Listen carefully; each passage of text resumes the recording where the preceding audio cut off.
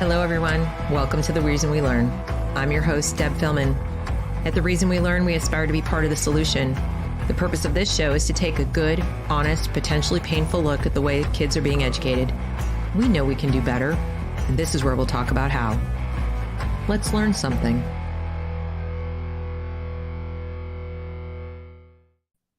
Hello, everyone. Welcome to The Reason We Learn. I'm your host, Deb Philman.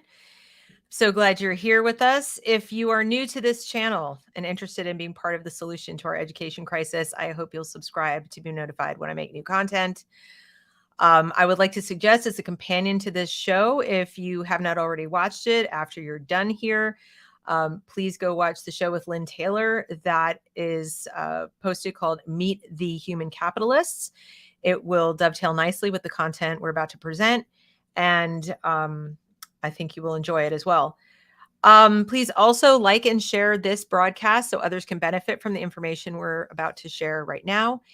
And I want to, if you're new here, what you need to know is that each of these shows is an opportunity to hear from people who are working to improve education in America any way they can. Lots of different angles that they're coming at from. John Klyczek has an MA in English and has taught college rhetoric and research argumentation for over a decade. His literary scholarship concentrates on the history of global eugenics and Aldous Huxley's dystopic novel, Brave New World, which, if you've read it, you might feel like you're experiencing a little deja vu right now, but I digress. Professor Klyczek is the author of School World Order, the Technocratic Globalization of Corporatized Education. And he's a contributor to Unlimited Hangout, New Politics, and the Center for Research on Globalization, the Activist Post, and many other publications. In addition, he holds a black belt in classical Taekwondo and is a certified kickboxing instructor under the international, I'm going to get this wrong, Muay Thai Boxing Association. I'm probably mangling that. But in other words, a very accomplished person and has spent a lot of time researching the topic we're about to talk about. So without further ado, please help me in welcoming the Taoist Professor, John Klyczek. Hello. Thank you so much for having me. Thank you very, very much. Thanks for joining me. I'm really excited that you're here. And I want to dive right in, I guess, because I did premiere a show before this one. Again, if you're watching on the replay, please go watch the show with Lynn Taylor, Meet the Human Capitalist. And she talks a lot about the subjects that you write about. You titled your book School World Order. Can you briefly explain why you chose that title? Yeah, so obviously it's a play on the whole idea of, the New World Order, and then the subtitle sort of unpacks how education is basically a main pillar towards this new global technocracy. And so the book can be broken down into two broader sections, and then we could sort of count a third one. The two broad sections, the first has to do with the privatization of schooling, largely through charter schools and other public-private partnerships. And then the other has to do with the technology aspect and how that facilitates the corporatization, but also how it involves data mining that'll be used to build social credit databases, to also improve upon artificial intelligence algorithms, and then eventually to move into something known as transhumanism, where the human body, the human physiology is merged with the AI through the extraction of the data and the building of the social credit Internet of Things and Internet of Bodies. So those are the two main pillars of the book. A third one, you could say, has to do with the involvement of the Order of Skull and Bones in setting up the compulsory education system, the university system, educational psychology. And that was an important part of the book, largely not just because the foreword to my book was written by Charlotte Thompson Iserbyt, who also wrote The Deliberate Dumbing Down of America. She was a senior policy advisor for research and improvement in the Reagan administration, blew the whistle on something called Project BEST, which was basic education skills through technology. And in that Project BEST was basically the blueprint for everything that I lay out. And she also was the person that leaked the address books, which I have behind me right here, containing the membership of the Order of Skull and Bones. Her father and grandfather were both members. And so it helps to demonstrate how the trajectory that we're on has been a long time in the making. So I see.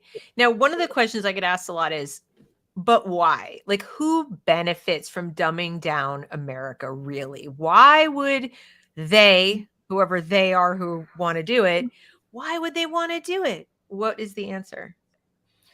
Well, the simplest answer is for workforce development.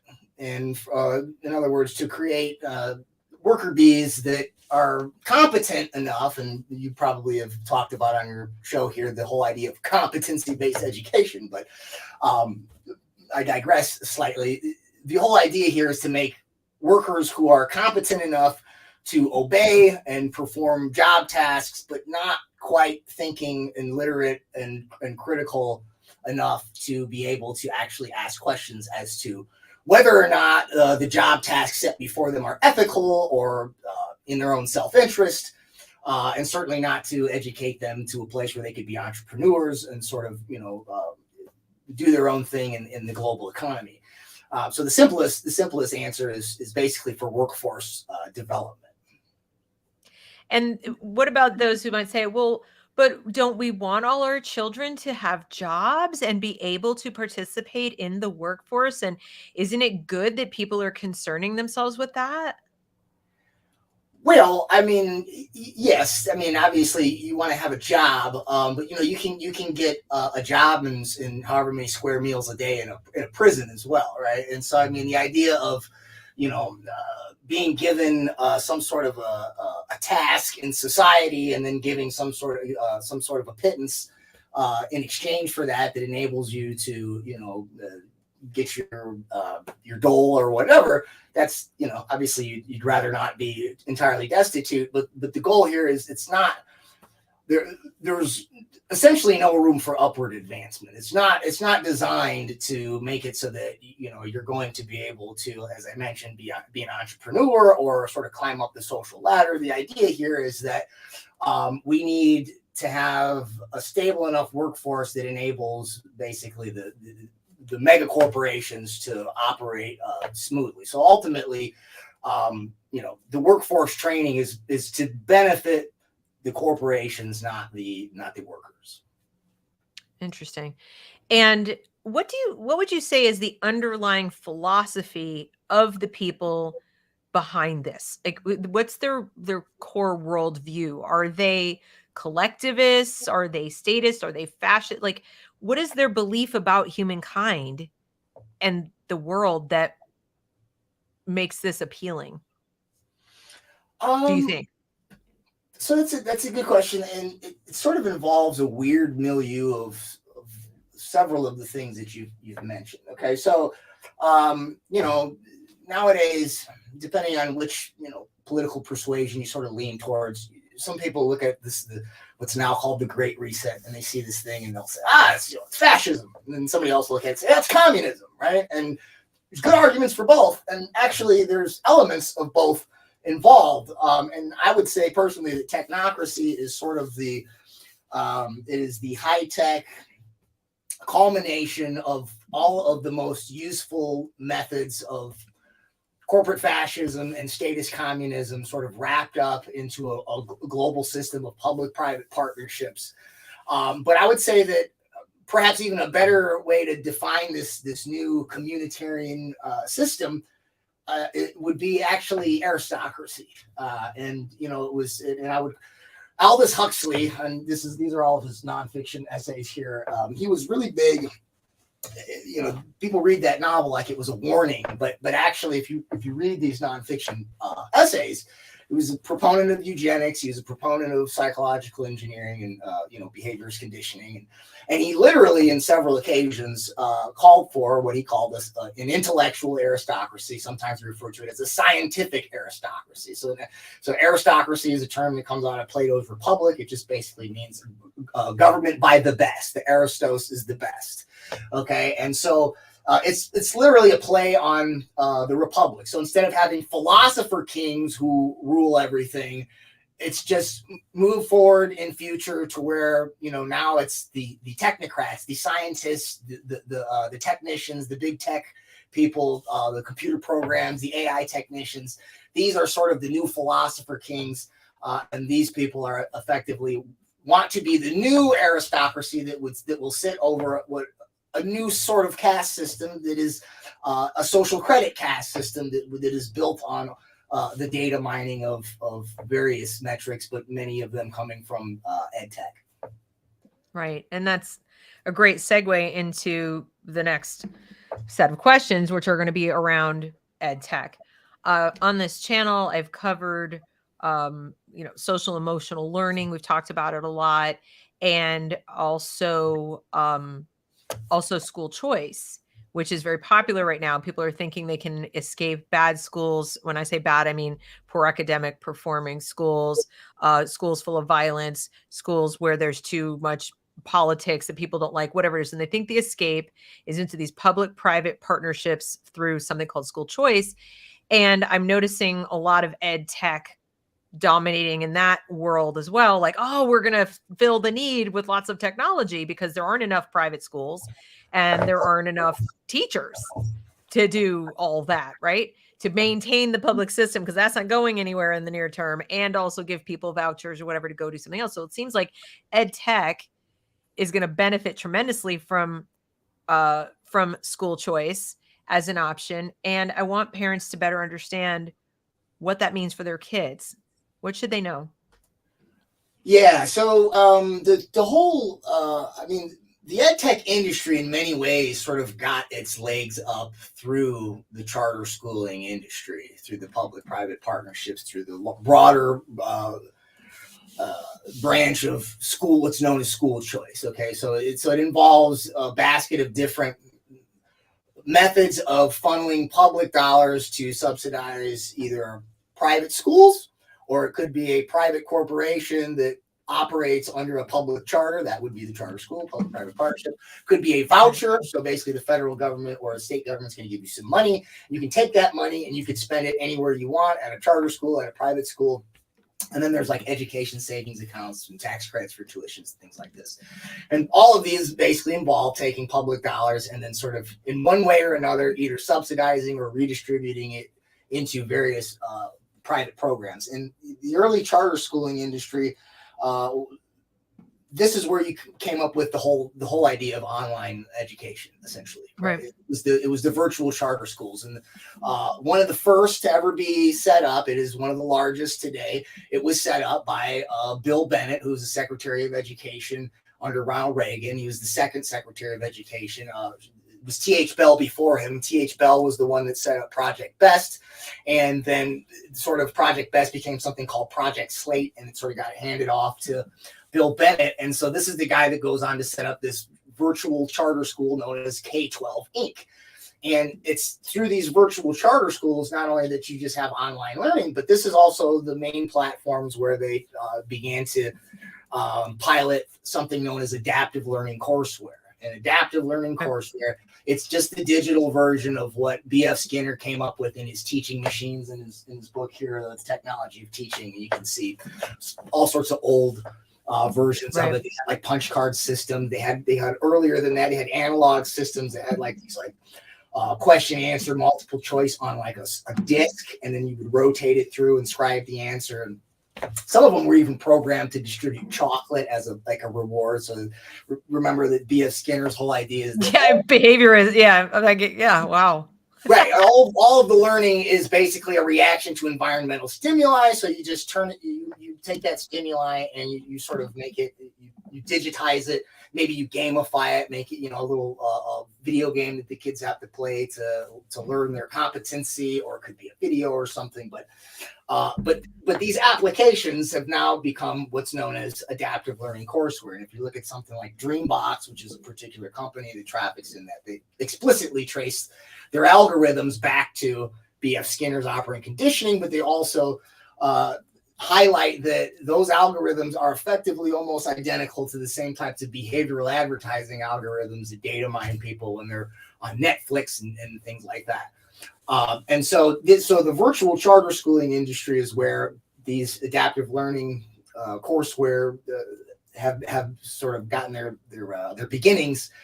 And so the whole idea now, where people are trying to sort of get out of the public schools and go to do the homeschooling, a lot of people are leaning into these virtual charter schools, because obviously a lot of parents might feel like they're not capable or equipped to teach their children to the level that they would prefer. So they lean into these charter schools. And eventually, though, what I think is going to happen down the line is that essentially what you're doing is you're bringing the federal government into your home, right? Because the charter school is subsidized by the federal government and the accrediting institutions. And so in order for them to keep getting their subsidies, they're going to have to comply with the various the curricular directives and things from the Department of Ed. So effectively, the charter schooling industry and the whole ed tech industry is a way to sort of take the government schools, private, merge it with the corporations, and then basically use your house as sort of the get rid of the brick and mortar schooling business and use your house as for free, sort of as their data mining hub. Right. And I think it's important to note that this is not what we would call homeschooling. In other words, when people talk about homeschooling, when I talk about homeschooling, we're not talking about that. We're not talking about taking the computer and essentially doing what you did during COVID with like a fancier, prettier app in your house. That's not homeschooling. That's school at home, but it's not what you do when you self-direct and you pick the books and all the stuff. Now, is there evidence, real evidence, not evidence-based, but actual evidence that children learn better or even learn well using ed tech? I know they make their claims and so forth, but what was the impetus for that? Did somebody say like, oh, we need a better way for kids to learn even this competency-based garbage? Or was it all about money from the get-go? Well, so the pitch that they use is one of them is personalized or individualized education. What they mean by that is this. Okay, if the teacher is trying to teach a lesson to 30 students, 20-something students, right? However big class is. All the students have to sort of, as a group, keep up with the teacher at the teacher's pace. And then the teacher has to try to sort of move the whole group towards, right, what they call the outcomes to get collectively, right? So if you got some students that are, maybe in the gifted category that are, right, they're catching on really fast and they're ready for the next lesson, they kind of might get bored or something and they're kind of wasting time because they're, waiting for the other kids to catch up. And then conversely, right, you might have a student that, maybe needs to be remediated. He or she is struggling with the issues.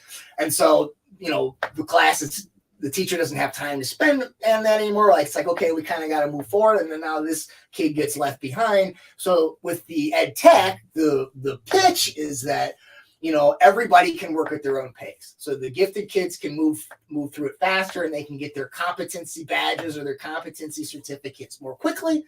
And the students that need more time, they can take as much time as they want. And so then everybody is going to progress at a more efficient rate, collectively and individually. But that's the pitch that they use for it.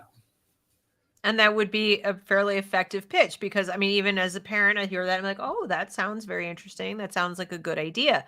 The problem is, as I see it, tell me if I'm wrong, it's only a good thing if the material they are progressing through is material you want them to learn, they actually need to learn or want to learn, or that it's not displacing other content that perhaps they would be better served to learn, etc. So it's individualizing the pace, but it's not necessarily individualizing the content.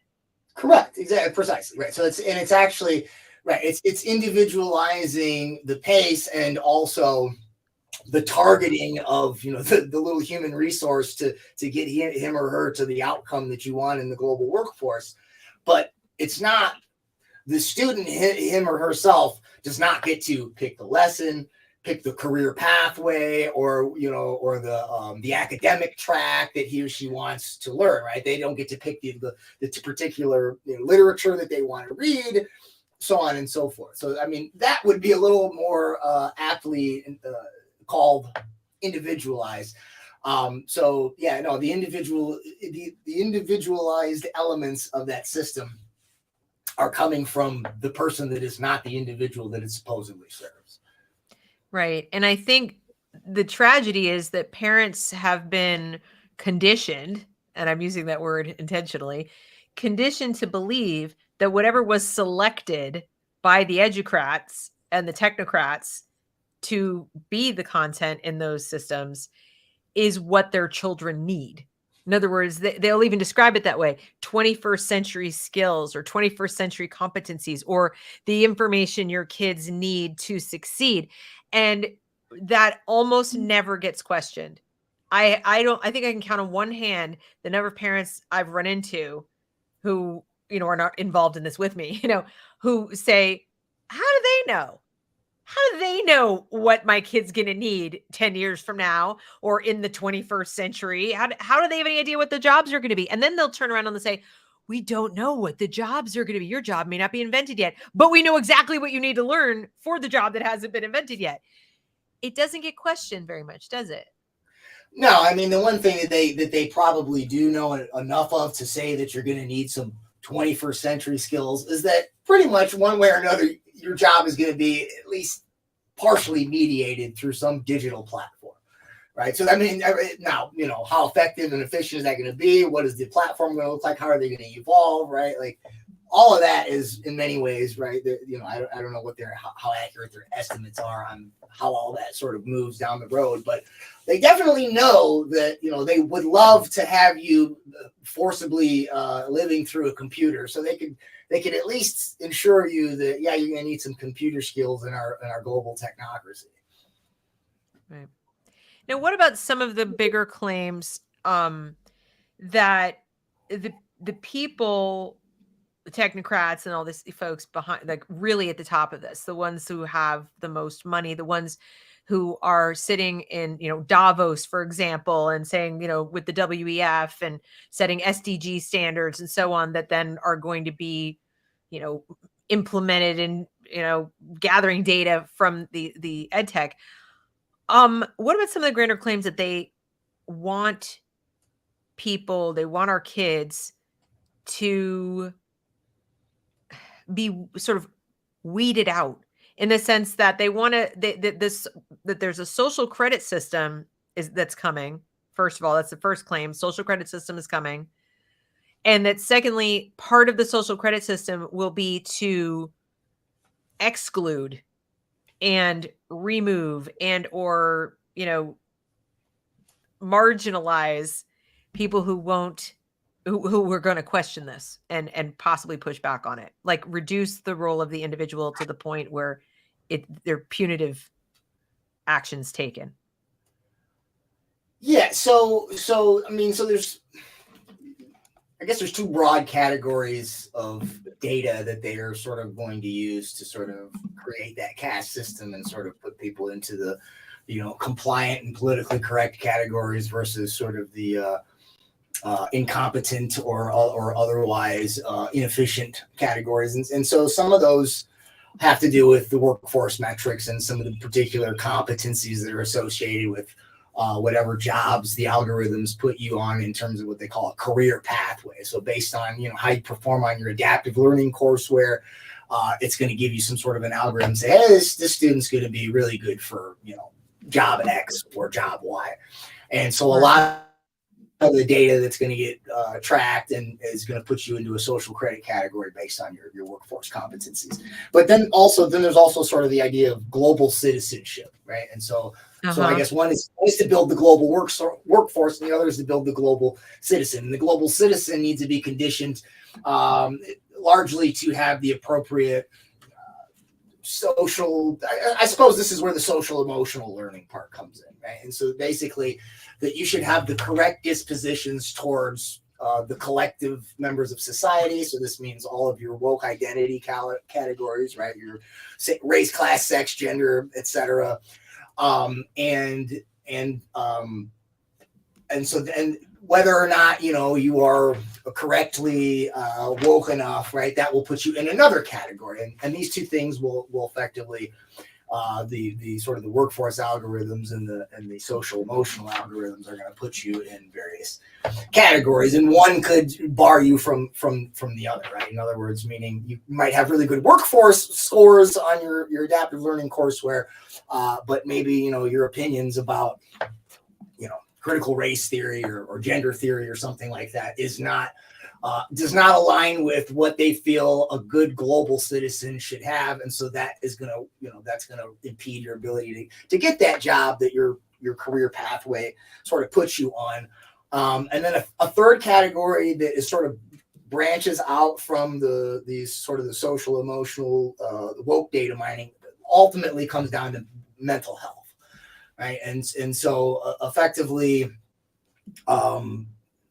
there's something called ACE metrics. I really want to, when I get time one day, I want to do a whole article on this, but it's adverse childhood experience metrics. And so this like trauma-informed education, sort of a spin on like the culturally informed education. Basically, it's going to personalize the students' lessons based on the trauma that they have encountered based on their racial, ethnic, sex, gender categories. And this will be affiliated with a mental health score. And that would be another metric that would sort of put you in one category or another in the social credit hierarchy. They're asking these they're asking a lot of these terms to do some heavy lifting. What I mean by that is, just because you know that a person went through a specific kind of trauma doesn't mean you know anything else about that person. It doesn't mean you know anything about their mental health. It doesn't mean you even know their risk level for handling that trauma, because two people in the same household who endured the same trauma could handle it wildly differently. So they're simply saying so-and-so has an ACE score of X because of these traumas. And especially if you're attaching it to something as arbitrary as skin color is absurd. So what I'm wondering is, if they're filtering all these data points through a machine, it's got to be absolute garbage coming out the other end into the social credit score, meaning the likelihood of it mischaracterizing, mislabeling, and wrecking a person's life with a credit score or an assessment of the person based on all these data points. I mean, it's so high. You could be some person, bureaucrat, could sit there and go, oh, that check this box, check that box, check the other box in nursery school when the kid can't talk for themselves and can't answer questions. We're going to, like the DESA surveys, we're going to check it off for them when they're 3 and 4 and put it in the system. And then when they get to kindergarten, oh, this kid has blah, blah, blah, blah.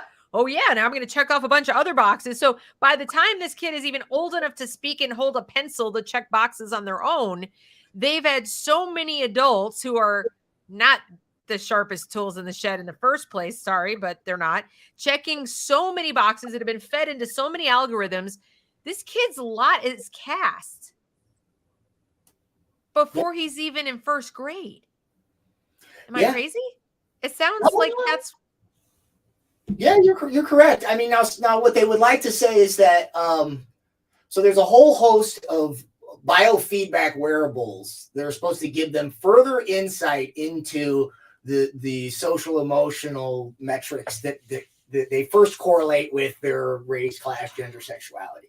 Okay, so there's several categories. So they've got EKG or ECG, right? So electrocardiogram, so they measure your heart rates.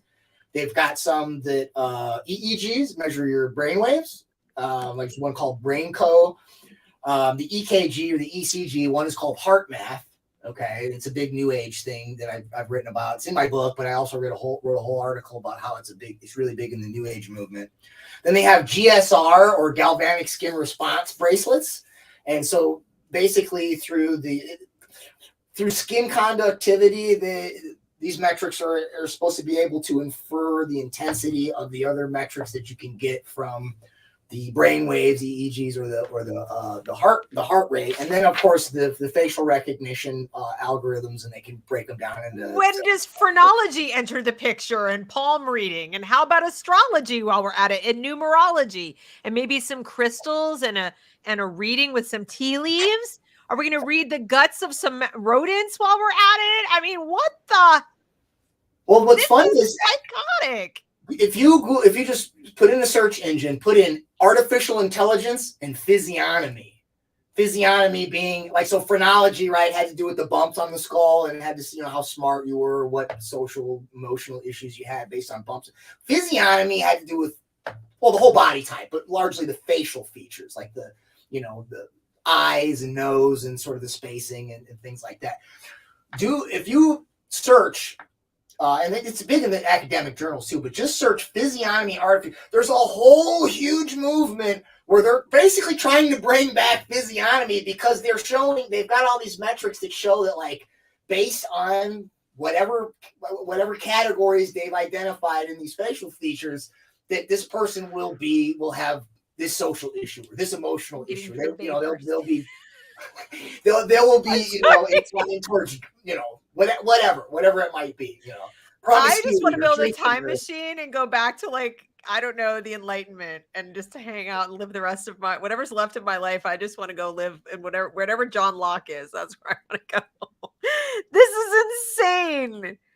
Yeah, it's creepy. It's really scary. And then you've got the theosophists, that are all up in that SEL stuff too, with their Gnostic at Columbia University. I keep telling my audience, at Columbia University School of Education, they have an institute for the spirituality and education. They want to put spirituality back into back. They're going to leave God out of it. They're going to leave Jesus. They're going to leave Yahweh. They're going to leave the Hindu gods. They're going to leave any specific God. Guess who gets to be the God in their little spirituality?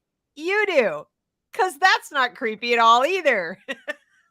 Yes, and that's entirely a Gnostic thing, right? It's entirely right. Yes. I mean, that's the whole Gnostic. I know Gnostic is a broad term. There's different flavors, but one of the core of the various Gnostic interpretations is that, right, they take the Genesis story and they invert it, right? So that means that, right, Yahweh is the villain and Lucifer, the serpent, is the hero.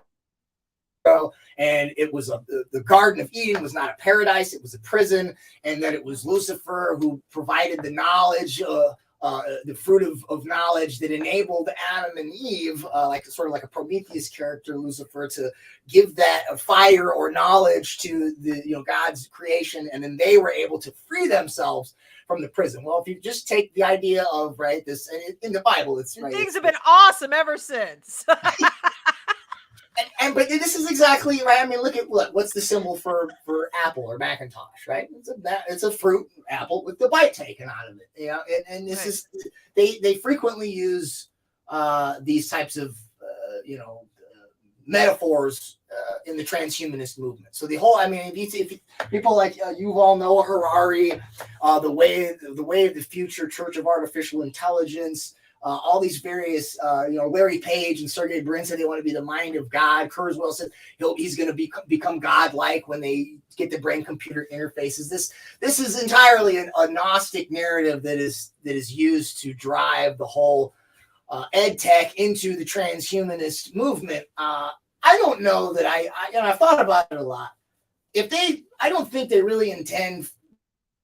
They might intend for themselves to maybe become gods. I don't think they intend for, the student that's got a low ACE score and a low workforce score and then has some non-PC ideas. I don't think they have any intention for those people to become gods. No. I think those people will be part of sort of a hive mind that is sort of like the extended nervous system of the god people that are going to be sort of.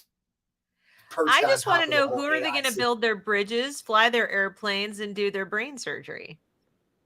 Robots. Who's going to do that? Robots.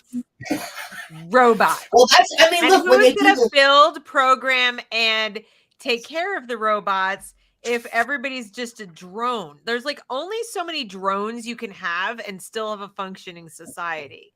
Somebody's got to feed the drones. Somebody's got to take care of the drones and prevent them from falling. I mean, look, I've seen the Star Wars movies and Mandalorian and all of it. Like this people have played this out a little bit, and it bumps into a wall after a point. Or am I wrong? Like, are they not thinking about that? Are they not thinking about we're going to run out of human capital to just churn? Well, there's two ways maybe to think about the possible. Can't get in their heads, but let's sort of do a thought experiment. One is that they believe that robots will not just perform all of the jobs, but robots and AI will also be programming, right? And people have used ChatGPT so far to they're trying to figure out a kink in a code, and they run it through ChatGPT, and it solves some of the problems for them. Okay, now does that mean that all this hype about ChatGPT is almost conscious? I've thought about it quite a bit. I mean, I've researched it quite a bit. I don't think that it'll ever be conscious. I think that if you think about these language processing algorithms that they have, look, even if they were to make all it's doing is scanning the internet for various sort of responses to various stimuli, and it sort of gets a cache of all the different ways that it could respond to a particular request or something like that. Okay? Right. Now, it's basically got a big dossier of different responses to pick from. If you made it large enough and nuanced enough, it could perhaps sound like it was right. Let's say they even made an avatar that looked like me. It sounded like me, had my mannerisms, right? Had my tone of voice, all of that, and would say things the way I would say them, when I would say them, how I would say them. I don't know that that's any more conscious than a really sophisticated GIF, right? Meaning, let's take this. You got an avatar and you program it looks like me, and it can do this. And it can say hello and goodbye.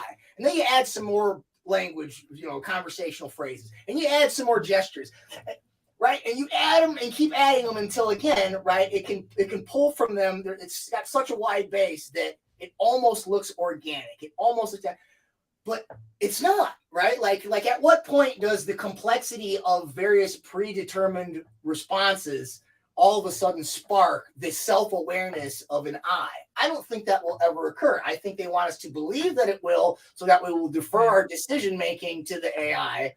But let's just say if that could happen, this gets back to what you were saying, like, wouldn't this sort of wouldn't it ultimately lead to a sort of nihilism or like the death of consciousness? Well, another word for transhumanism, sometimes people will say transhumanism and posthumanism are different things. Some people say they're basically the same thing, or they're effectively on the same spectrum. Well, there's only one other time that we use the word posthuman, and that's in the word posthumous, which means dead. Right? Dead. Yes. So at a certain point, right, if you were able to, let's say you had your Neuralink brain chip and you were able to, use it like with the Jarvis on Iron Man, right? And, you every time you had an idea or a question, you could sort of, in your brain, you could, hey, ChatGPT, help me figure out what I'm thinking, right? At some point, right, let's say you could get these downloads in there. And let's say you become more and more reliant on it. At a certain point, right, the more you become reliant on AI, not just to do physical labor, but to do intellectual labor, right? Like you're slowly sort of taking yourself out of the picture, right? And so effectively, you would be if AI is ever able to become conscious and we are able to merge with it, it would be the end of anything that we would know as human consciousness. And then this takes us back to the whole Gnostic idea of the garden story. Actually, rather, I should say the original story, which is what does when the serpent comes up to Eve and says, "Hey, eat this apple or eat this fruit," she says, "No, we can't do that because God says we'll die." Right? And he says, "No, he's just lying to you. He says that he knows that you'll be like him, meaning you'll become your own God." Well, it appears that. Right. So if we take the fruit of knowledge and we create technology and we merge with it and become transhuman, we actually become posthuman or posthumous, which means we die like God said we would if we did that. I mean, it's just interesting for me to sort of think about it in that way. Well, it's true. It's true. I mean, that was the warning. If you read the Bible, it does say that. And I mean, I'm not, a religious person, but it, I just find it weird that the same people who are constantly talking about how, people are being prudes to want certain books out of the library, or, they're trying to force their religious views on people if they're against the trans movement or whatever, are absolutely forcing their religious views on millions of people through our schools. And it is a religion, more cult-like, but I see it that way. Everything that you're describing is not grounded in reality in terms of their beliefs about people, how students function, how their brains work, what they need to be happy, healthy, successful, to overcome trauma, to have health, mental health, even to not be racist. Like, what do we need to do to make sure that people are very accepting of people who don't look like them? I know what we'll do. We'll constantly call out how different they are, and then we'll blame one group of people for everything that's bad in the other group of people's lives. That'll fix it. Like, you'd have to be stupid to believe that they don't want everything to fall apart, or that they think this is going to work to do anything positive. Yeah, that's what that was the last thing I was going to add to that really long screed there, was that, so then you have to wonder, do they know that we will become post-human or posthumous? Do they know that it will effectively annihilate what we know as humanity? And are they doing it on purpose? It's not without reason to think that perhaps some of them, especially if some of them do actually adhere to, whether it's just a mythos that they use to guide their trajectory towards power, or whether they really believe that there is a metaphysical truth behind this Gnostic quest. But regardless of how they use that narrative, if they do, and they're moving in this direction with technology, you have to wonder if that actually is the goal. Or they just fancy themselves Thanos, and they genuinely believe that humankind is a blight on the planet, and they believe the climate stuff, the hysteria, and think if they just kill off half the population, everything will be fine, and they'll continue to live their lives of luxury and, private jets and all the beef they want to eat and so forth. If they just get rid of the rest of us, then they can do it in this bucolic Garden of Eden, that's not so full of people. I don't know. I mean, it's very hard for me to wrap my mind around it. Generally, what I think is that people who get to a certain level of authority and power, especially if they're able to do that in a way, their job involves being somewhat physically isolated from regular folks. Okay, so they're in offices, office buildings, or even tucked away in their nice home or their condo or whatever, that I think you can kind of, start to believe that your fantasies are real. You can forget that people are different from you. You can try to impose your fantasy onto the world. You project it out into the world, and then you don't have to question whether it's real or not real, because you don't care. It's what you want. And you just, if I can just simulate this into existence. And I have these wonderful AI that are going to help me create all these simulations. And eventually it's going to just be real. We'll just keep saying these things over and over and over, and it will be true. We'll make the perfect people. We'll take them when they're 3. We'll put the ideas we want them to have. Kids are tabula rasa. I think they do believe that people are tabula rasa, which we're not, but we've thrown out all we've learned about brain science in the last 100 years, apparently, in the last 5 minutes. And now we're just blank slates, and they'll just take their ed tech and pump us full of stuff, and everything's going to be great. And I think most of them just don't ever think about it. I don't think they think about it. Yeah, I would wager. I mean, when you get up to the sort of the Musks and the Hararis and these people that are building the infrastructure and sort of writing the sort of the new mythos, the new philosophy of where we're going to go.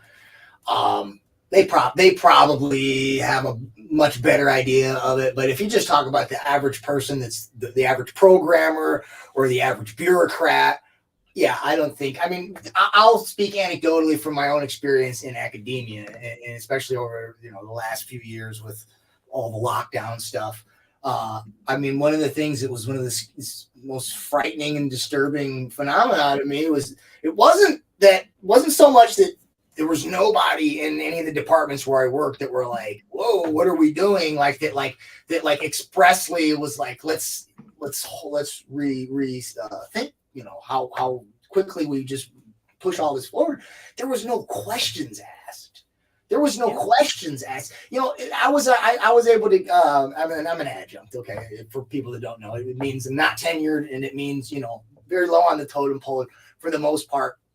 You don't have a whole lot of say in what the department does and things like that, right? But for the whole lockdown scenario during when the CARES Act was the money was distributed, right?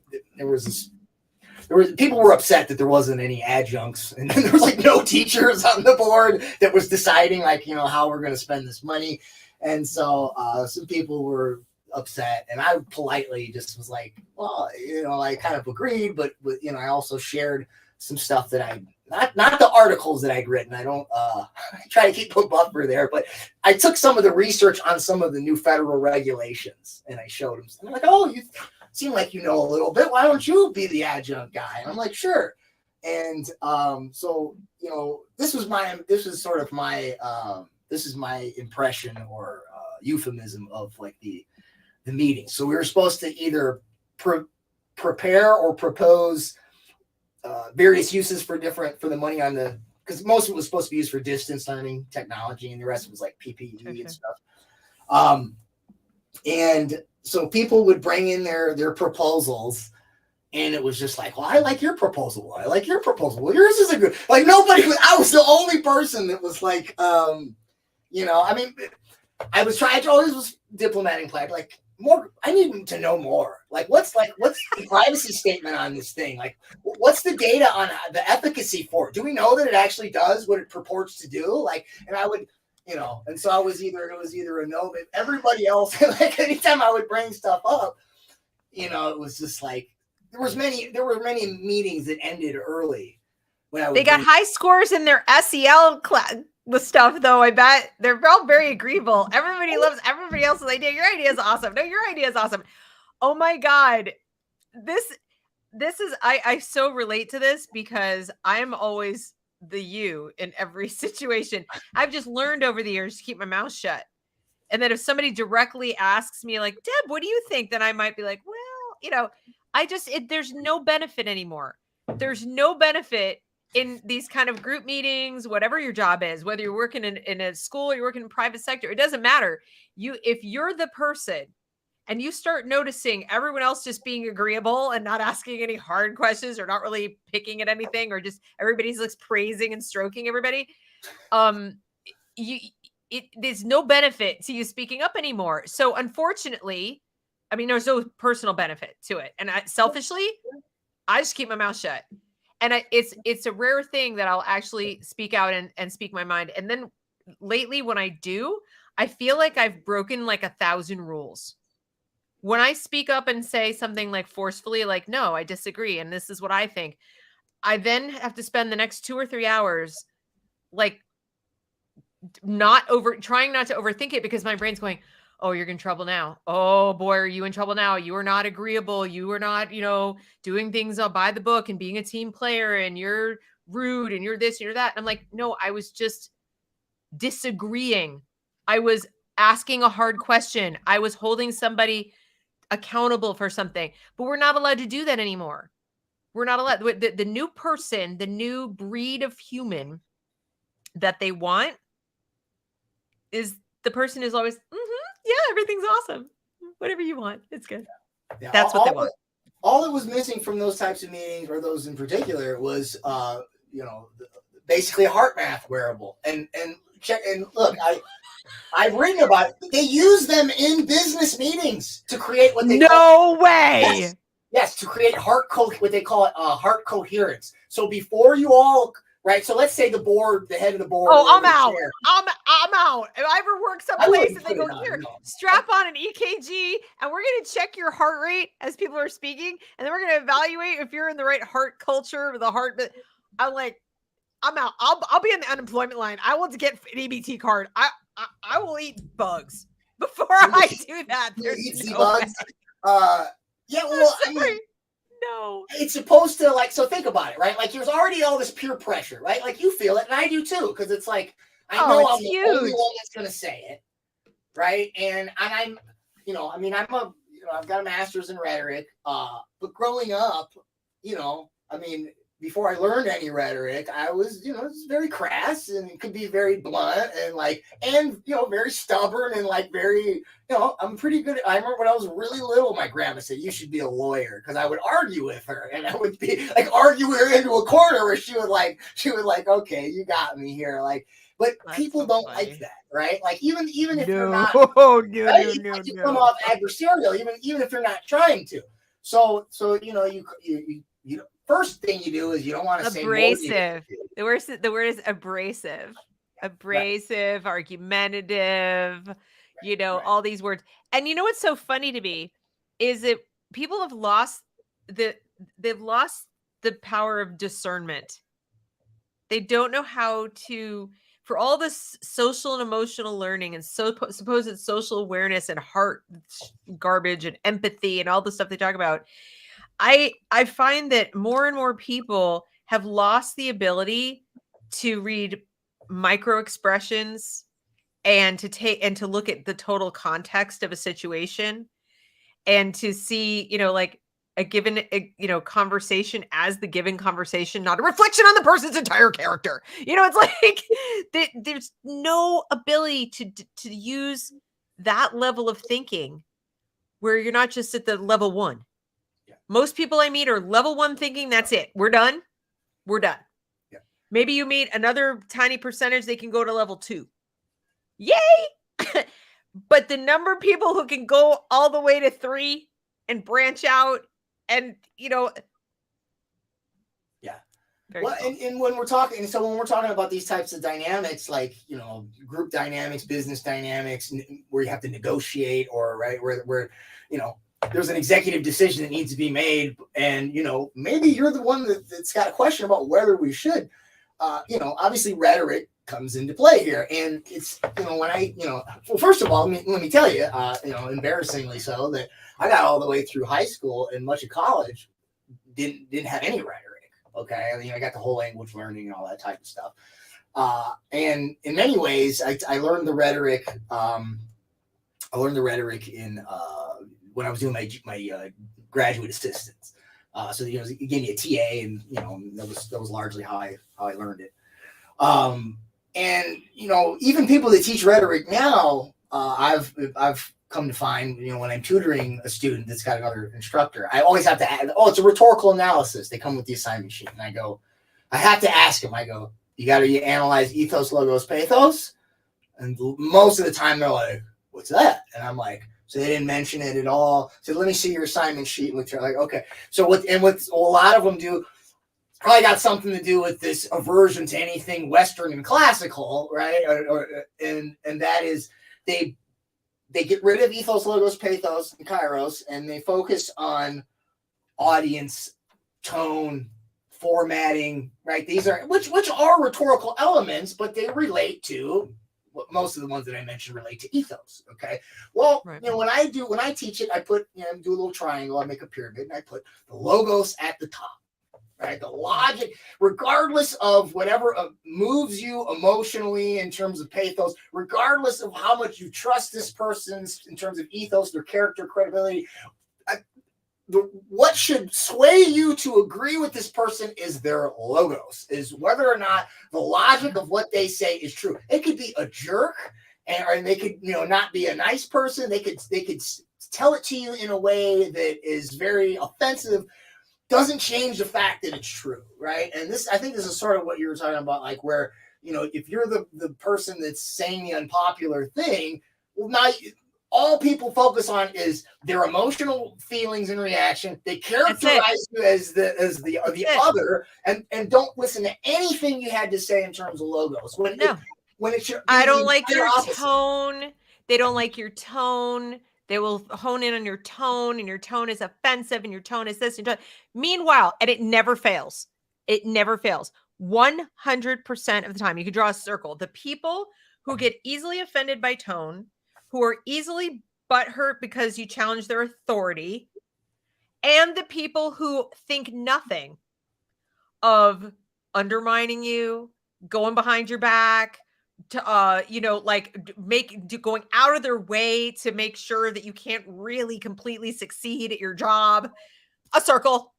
It's a circle every freaking time. The projection is unreal. So I don't know what it is, but there's something about the way we're teaching people, and have been probably for the last 30 years. Honestly, it's about a 30 to 40 year time span.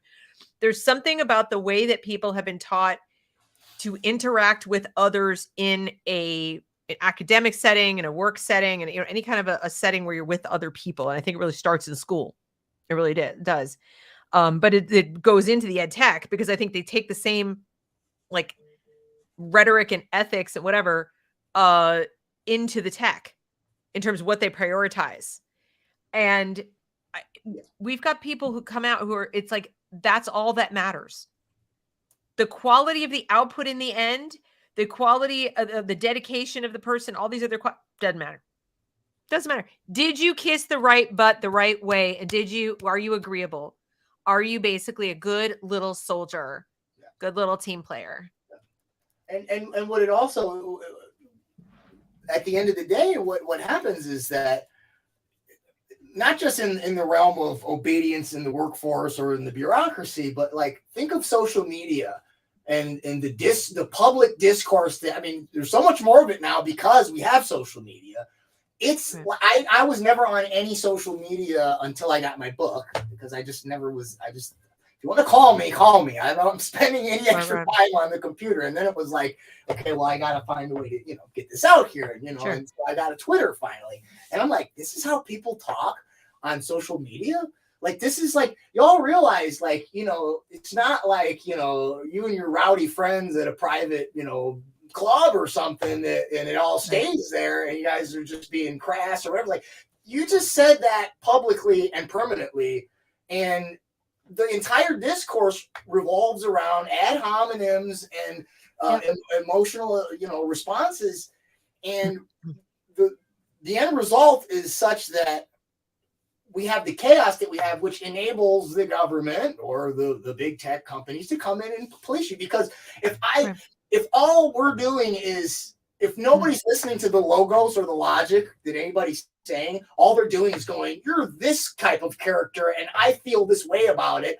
And the other person is on the opposite team and they have the same disposition, that their response to you is entirely predicated on what category you belong to and the feelings that they feel when they see that category. Well, then you can't speak to two people. When two people can't communicate and they disagree, guess what happens? It usually escalates into something beyond verbal conflict. And that creates the impetus for the government to come in and do red flag laws or censorship, misinformation, you name it, right? Hate speech, predictive policing, all of that. And you have to wonder if that is as much by design as it is to create these compliant folk. This goes back to your first question about the workforce. Well, why? What's the goal to make dumbing them down? It's so that they go, yeah, I agree. And if somebody disagrees, they just go like, the body snatchers, like, the weird noise that they would make and point it at the other person. And, and then the gears just keep turning. And that person isn't just out of that organization. That person is unemployable now. Or it's very difficult. Let's put it that way. If you are deemed, especially now with all the data mining and the social credit system, if they deem that you not to have the correct scores and your empathy and your this and your that and your heart, whatever, and then you're it's not just, I can't get a job at this place. it may be, I can't get a job, period, except doing the most menial. Like, how are we going to get people to do the menial task? Well, that's how you're going to do it. They're going to be assigned because their social credit score is too low. And the tragedy of it is, of course, as we all know, that very, very often the people with a higher disagreeability rating are some of your more creative thinkers, are some of your more effective people in terms of like actually getting things done. And because the disagreeability rating is very superficial. I'm not talking about they're literally disagreeable people. I'm saying they're just questioning and they're pushing and they're, all this particular. They're particular, they're discerning, they're demanding in terms of they want accuracy, they want transparency, they want truth and all these kind of things. Those people, by marginalizing them, you're taking what could potentially be your best brains, your best talent. They could push the whole society forward.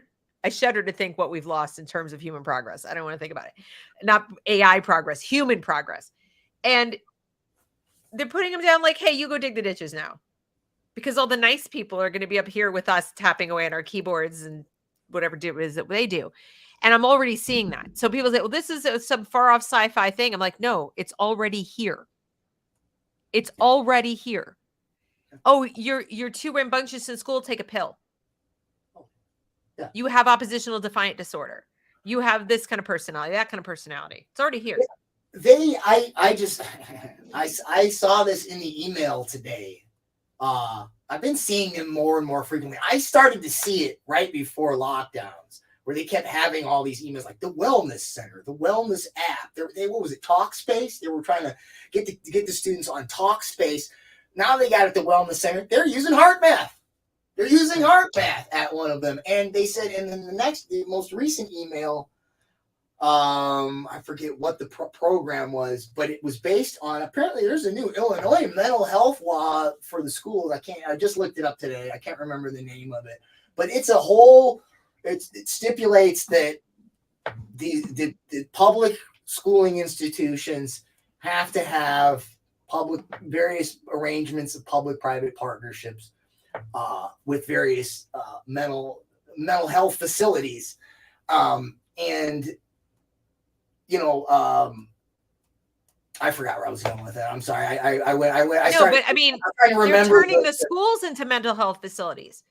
They're getting rated to they're getting waivers to be able to accept Medicare or Medicaid, not Medicare, Medicaid. The WISC model with the community schools is going to turn basically any community school into a wellness center with mental health care right there under the roof, so the parents won't be aware of what's going on. And all of this is not only designed to, collect information about the child, like, ooh, now they're going to get hands on your kid's private health information and add that to the database, but it's also to do things to the child, administer drugs, get them on a gender affirming plan, give them counseling, special counseling and therapy for not to get over whatever the gender problem is or whatever their problem is with mom or dad, but actually, just like with race relations, they're going to go, oh, you and your parents don't get along. They must be abusive. Would you like to go into a group home? Oh, never mind. We're not asking. We're telling you you're going into a group home. And this is where it's going. So you're going to have, this is happening. In other words, to the audience, what we're talking about with ed tech and all this, it's not in the future. It's not a futuristic vision. That's how it may manifest, where we're all just, plugged into the matrix. That may be future, but these things are happening now. They don't need to go very far to implement the social credit system, do they? No, and thank you, because that's exactly that's where I was intending to go, was that, yes, through these public-private partnerships, right? For the longest time, as you mentioned, right, the psychotropics have been a thing, right? But there's also cognitive behavioral therapy, and they could gamify that on the app, right? So you just need to, maybe with the metaverse, maybe you need exposure therapy to something, right? Maybe they find that your views on transgenderism is transphobic and you need to have some exposure therapy with trans people in the metaverse, or and to make sure so you do your little gamified thing and you go through the simulation, and then you fill out your questionnaire and you're like, yes, I'm a changed person. Well, you saying that might not be enough. We want to go ahead and put this wearable on you to see how does your heart react. Like, are you saying that you're comfortable, but actually physiologically you're not? And as like, so the legal infrastructure is there, the technology is there, the public-private partnerships are there. Effectively, there's supposed to be firewalls between education records, criminal justice records, mental health records. The goal, this is one of the things that, as I was writing the book, I started to see was like, wait, I thought I was going to have at least 10 years where they were going to have to somehow whittle away at the laws because legally, before all this emergency stuff now it's almost like a free-for-all. But when I first saw, my wife sent me there's a Journeyman TV documentary. If anybody wants to get a visual sense of what the social credit system looks like in China, there's a Journeyman TV documentary there, and there's another one Wall Street Journal did, which will show you the ed tech element where they have the kids in there with the EEG headbands on. It's called Brain Codes in my book. And they've got the teacher up there with all their analytics. And this is just part of one of the various metrics they get for their social credit system. When I saw that, I said, that's what it's going to look like. Because I could see where they were going. I could see that all the policies that were in place were that they wanted to somehow merge your education records, your healthcare records, your criminal justice records all into one database and to use that to sort of dictate your life. When I saw the social credit census, that's exactly what they're moving towards. And listen, Sesame Credit, which is in China, okay, which runs their social credit system, that is run by Ant Group, Ant Financial. Ant is part of, or is run by Alibaba. Alibaba is funded by Salesforce and BlackRock. Those are two American companies. The heads of both those companies are trustees of the World Economic Forum. Okay, and there's several other connections between Alibaba and Ant Financial and other American investors. My point is, I'm pretty convinced that Fink is a megalomaniac. Yeah. I'm pretty convinced that we've got a few bona fide megalomaniacs that are in charge of. If he's one, I think Bill Gates is another, and I Klaus Schwab for sure. But those three are. If you're wondering what a megalomaniac is, go look it up.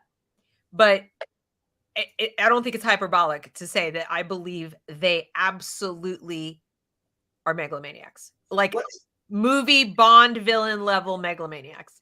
I would wager that most of the trustees of the World Economic Forum, you're probably pretty safe in making that wager. And then the other thing with WF is that there's, I helped do some research for Dr. Michael Reckenwald's new book on the Great Reset. And one of the things I helped with was sort of showing, I think we laid out 67 overlapping memberships between the World Economic Forum, the Bilderberg Group, the Council on Foreign Relations, Trilateral Commission, Royal Institute of International Affairs, Club of Rome. They're all various, they're called roundtable NGOs. They operate almost identically to the World Economic Forum. They just have maybe different regional specializations or different policy or agenda specializations. Right. But my original point was that to highlight Fink and was the other guy, Mark Benioff. Okay, he's the head of Salesforce. Do you think that they're funding this stuff in China because they don't plan to bring it over here? Like, you don't think that is in the mix? The other thing is that the Brain Co headband, that was created by a partnership between Harvard academics and a Chinese state-run electronics company.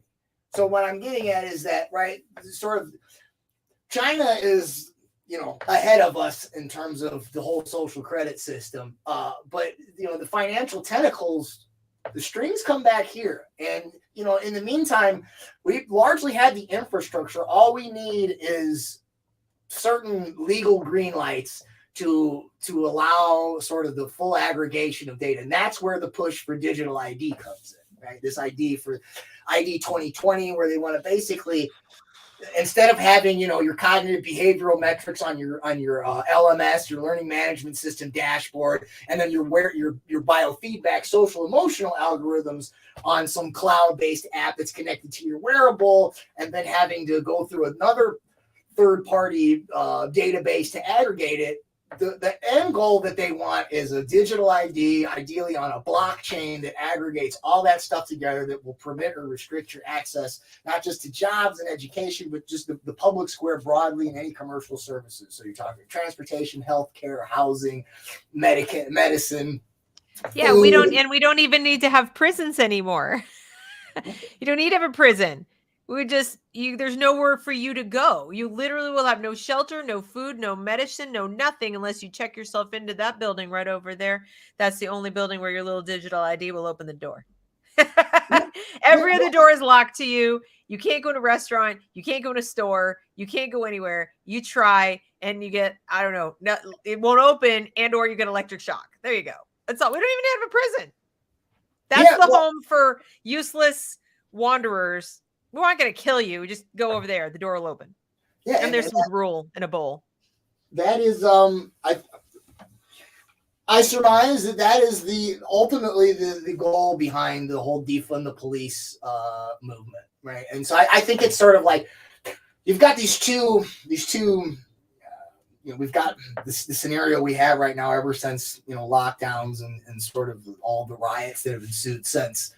And so on one end, you got defund the police, which sounds like just get rid of them entirely, abolish them, right? Abolish the police. I never thought that. I never thought that's what they wanted. And then there's the other one, which is like law and order enforcement, more police state stuff, right? We need more jackboots. Well, those are two extremes that, right, are like, I don't know. Well, the middle ground will be this. Okay, well then we won't get rid of the police, and we will also demilitarize them. What we'll do is we'll do red flag laws, predictive policing based on your mental health and whether you're a conspiracy theorist or a disinformation person or whatever other category they put you in as sort of persona non grata.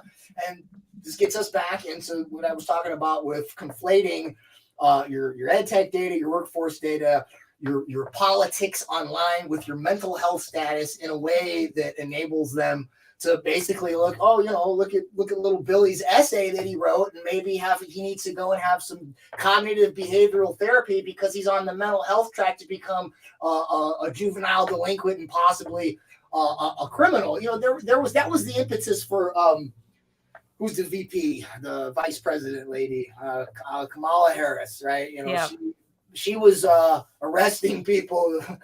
She was arresting parents if their children missed attendance, and that attendance is right. So every time somebody doesn't come and sit down on the in the seat, they lose money for attendance.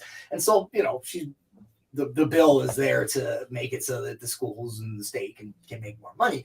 But the rationale for why she and whatever other policymakers helped her draft this up. This was back when she was in California. Was it AG or something? She was attorney general or something like that, or state's attorney. And she said that, well, people that don't go to school statistically turn out to be criminals in one way or another. So we're preventing crime by arresting mom or dad to ensure that they go to school so that they don't. This is the same logic that they'll use, right, to sort of through the public-private partnerships with the community-oriented policing to sort of get these other mental health or behavioral programs into the schools through the basically the police state in a public-private partnership. Wow. So the PPP, public-private partnership, I don't want to. We've only skimmed the surface of that in the school choice realm. I mean, you talked about it at the beginning of the show a little bit, but I do want to circle back to that. I hate that term, but here we go. Because it really, I think it's so important for parents to understand what is and is not free market and a solution to their problem. If your problem is, I don't like my child's school, pick a reason, pick a group of reasons. But they've taken your money from you. In other words, the school tax gone. I mean, we all pay it, even people without kids. So the taxes have been taken, depleting your reserves of money you could use to privately educate your child. And so the mindset is, I've already paid for it. Now I want a different choice of the thing that I was forced to pay for and will be forced to use if I don't avail myself of another choice because it's compulsory.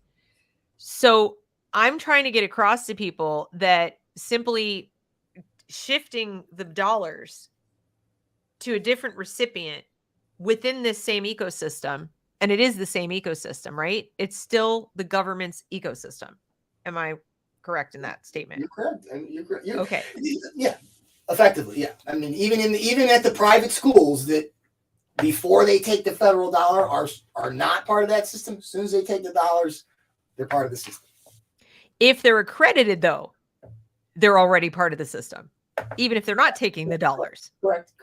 Okay. And I've been recently educated on, this is something that's a little newer to me that one of my friends, one of the undercover mothers showed me quite a few things. One of these days I'll be more articulate on. No, but I mean, that's important because people were like, I want an accredited school. And I'm like, then what you're saying is I want government in my school. I mean, like, just understand the translation of what it is that you're saying, because that's what it means. Yeah, the NAIS, right? National Association of Independent Schools. And others. That's correct. And others too. But they're just the biggest and the most powerful at the moment. But there are others that are also part of the same ecosystem. But the other thing is that these a federal court recently ruled that because of the Federal Department of Education and IDEA and so on, if your child goes to a private school, but may receive services over at the public school, they consider that the private school receiving public funds. Okay. Even though the money is not going to that school, it's going to the student. Mm-hmm. They're saying that school is benefiting because that school doesn't have to spend money to comply with federal law. It's like, oh, you got a tax cut, therefore we funded you. I mean, it's like literally how they've done this in so many other realms and people don't notice. So to my understanding, there are precious few schools, private schools in the United States that are truly private. They're unaccredited and they take zero public dollars. How easy do you think it's going to be for private schools either to form from nothing as truly private schools in this new world of public-private partnerships, or to retain their totally private status with all this going on? It's an interesting question, and it leads me back to think about one of the earlier questions you asked, and maybe there was another part of that I could have responded to, and I can do that here. And that is that when you had asked, people ask, well, don't we want our kids to, be trained for a workforce? After they get out of school, don't you want them to be able to get a job? And yes, but that's not actually ultimately the goal of education. Certainly not in a classical sense, or even in any of the most, more recent, centuries, right? It's been the idea of a classical education was basically what they call the liberal arts, right? Because once you mastered or knew enough about the trivium and the quadrivium, you were basically able to think freely, right? You were able to navigate and think on your own, right? It was to teach you how to think as opposed to what to think, right? It wasn't to get you a job. It was, obviously you had skills that could enable you to, maybe whether it be a ecclesiastical life or civic life. I mean, you could say that maybe it's preparation for that at one level, but it certainly was not to be an apprentice or, anything in what we would consider the broader industrial workforce now. So back to the question you just asked me as a segue. Most people, I think, in schools, when they think of education, they do think that. They do think that, oh, well, if I take my kid out of school and I put him in a private school, or maybe like a homeschool co-op or hub or something that's not accredited, right? Or it's not, you didn't get a certificate from a virtual charter school, or your private school isn't accredited. Well, if I'm not accredited, well then will my kid be able to get into a good college, and will they be able to get a good job? Because right, ultimately, when we're talking about education, and I can speak to this anecdotally myself, I mean, all my formal learning, I honestly feel like other than learning citation methods and some basic academic methodology, and again the classical rhetoric, a lot of it I ended up learning sort of on my own, more than I did through the institution, and so I forgot where I was going with that. I'm sorry. I guess what I was getting at is that the accreditation is what we understand as formal institutionalized education is ultimately to be accredited. So I don't know how easy it will be for families to be willing to go a route that's not accredited. And as far as the schools go, there's financial incentives in them for that, right? Like, when it comes to donors and things like that, they want foundation grants and things like that. The ones that are accredited are going to get the most money. So they have financial impetus to do that. The families, the parents and the students, right, they're going to be thinking about, if I don't have the accreditation, how is that going to get me here or there in the college or the workforce? I do think that ultimately, I think that the solution to the reform does, as much as it involves like structural changes and practical approaches to it, I do think at some point it's going to require sort of an a priori kind of a philosophical change of mind in being able to understand that accreditation is not the goal, and being comfortable enough with going that other route and taking whatever might be the risks. Now, if enough people were to go that route, right? If enough private schools were to stay off of the federal subsidies, and if enough homeschoolers and built enough little pods and co-ops and things where you had, and I don't know what the percentage of the population would have to be. I would imagine it doesn't have to be very large, but enough, significantly large enough portion of families and schools were to go that route, that perhaps that could be a viable path to wherever you want to go with your education, aside from just being able to think on your feet. The only other thing that I think would hold back the schools in particular would be, the extent to which this ESG scoring, which is basically just corporate social credit, sort of begins to control just the financials of the institutions, right? I mean, so as another financial sort of roadblock, in addition to the lack of foundation grants and things like that. So, oh, you're right. I didn't even think of like ESG could come in, but I mean, as long as they're not, I see that as being a problem if they need to borrow money, or if they need to get a permit to build a facility, or to, even to be able to rent a facility, if they don't own one, or even to buy one, or, if they start getting into, which they already have, the business of limiting who gets credit, who gets access to money when this whole economy runs on credit, that becomes a really big problem for those who don't have ready cash to do everything they need to do. So while there might be, micro schools that could spring up with what, and as long as the government doesn't start making rules, which I'm concerned they will, once school choice really takes off, one of my concerns is that state government will say, there's no excuse anymore for people not to be in one of the schools that we've deemed appropriate. We're giving you vouchers. So we're going to start cracking down more on these little micro schools, homeschools, et cetera. Or we're just going to be fair and equitable. We have to have an equitable education. We can't let anybody miss out. So we are going to need to inspect your home, or inspect the place where you're doing homeschooling with you and your 4 kids. We're going to need to come inspect that location to make sure it's equitable relative to what they could have with our voucher. So that concerns me, because they don't need much in terms of permission.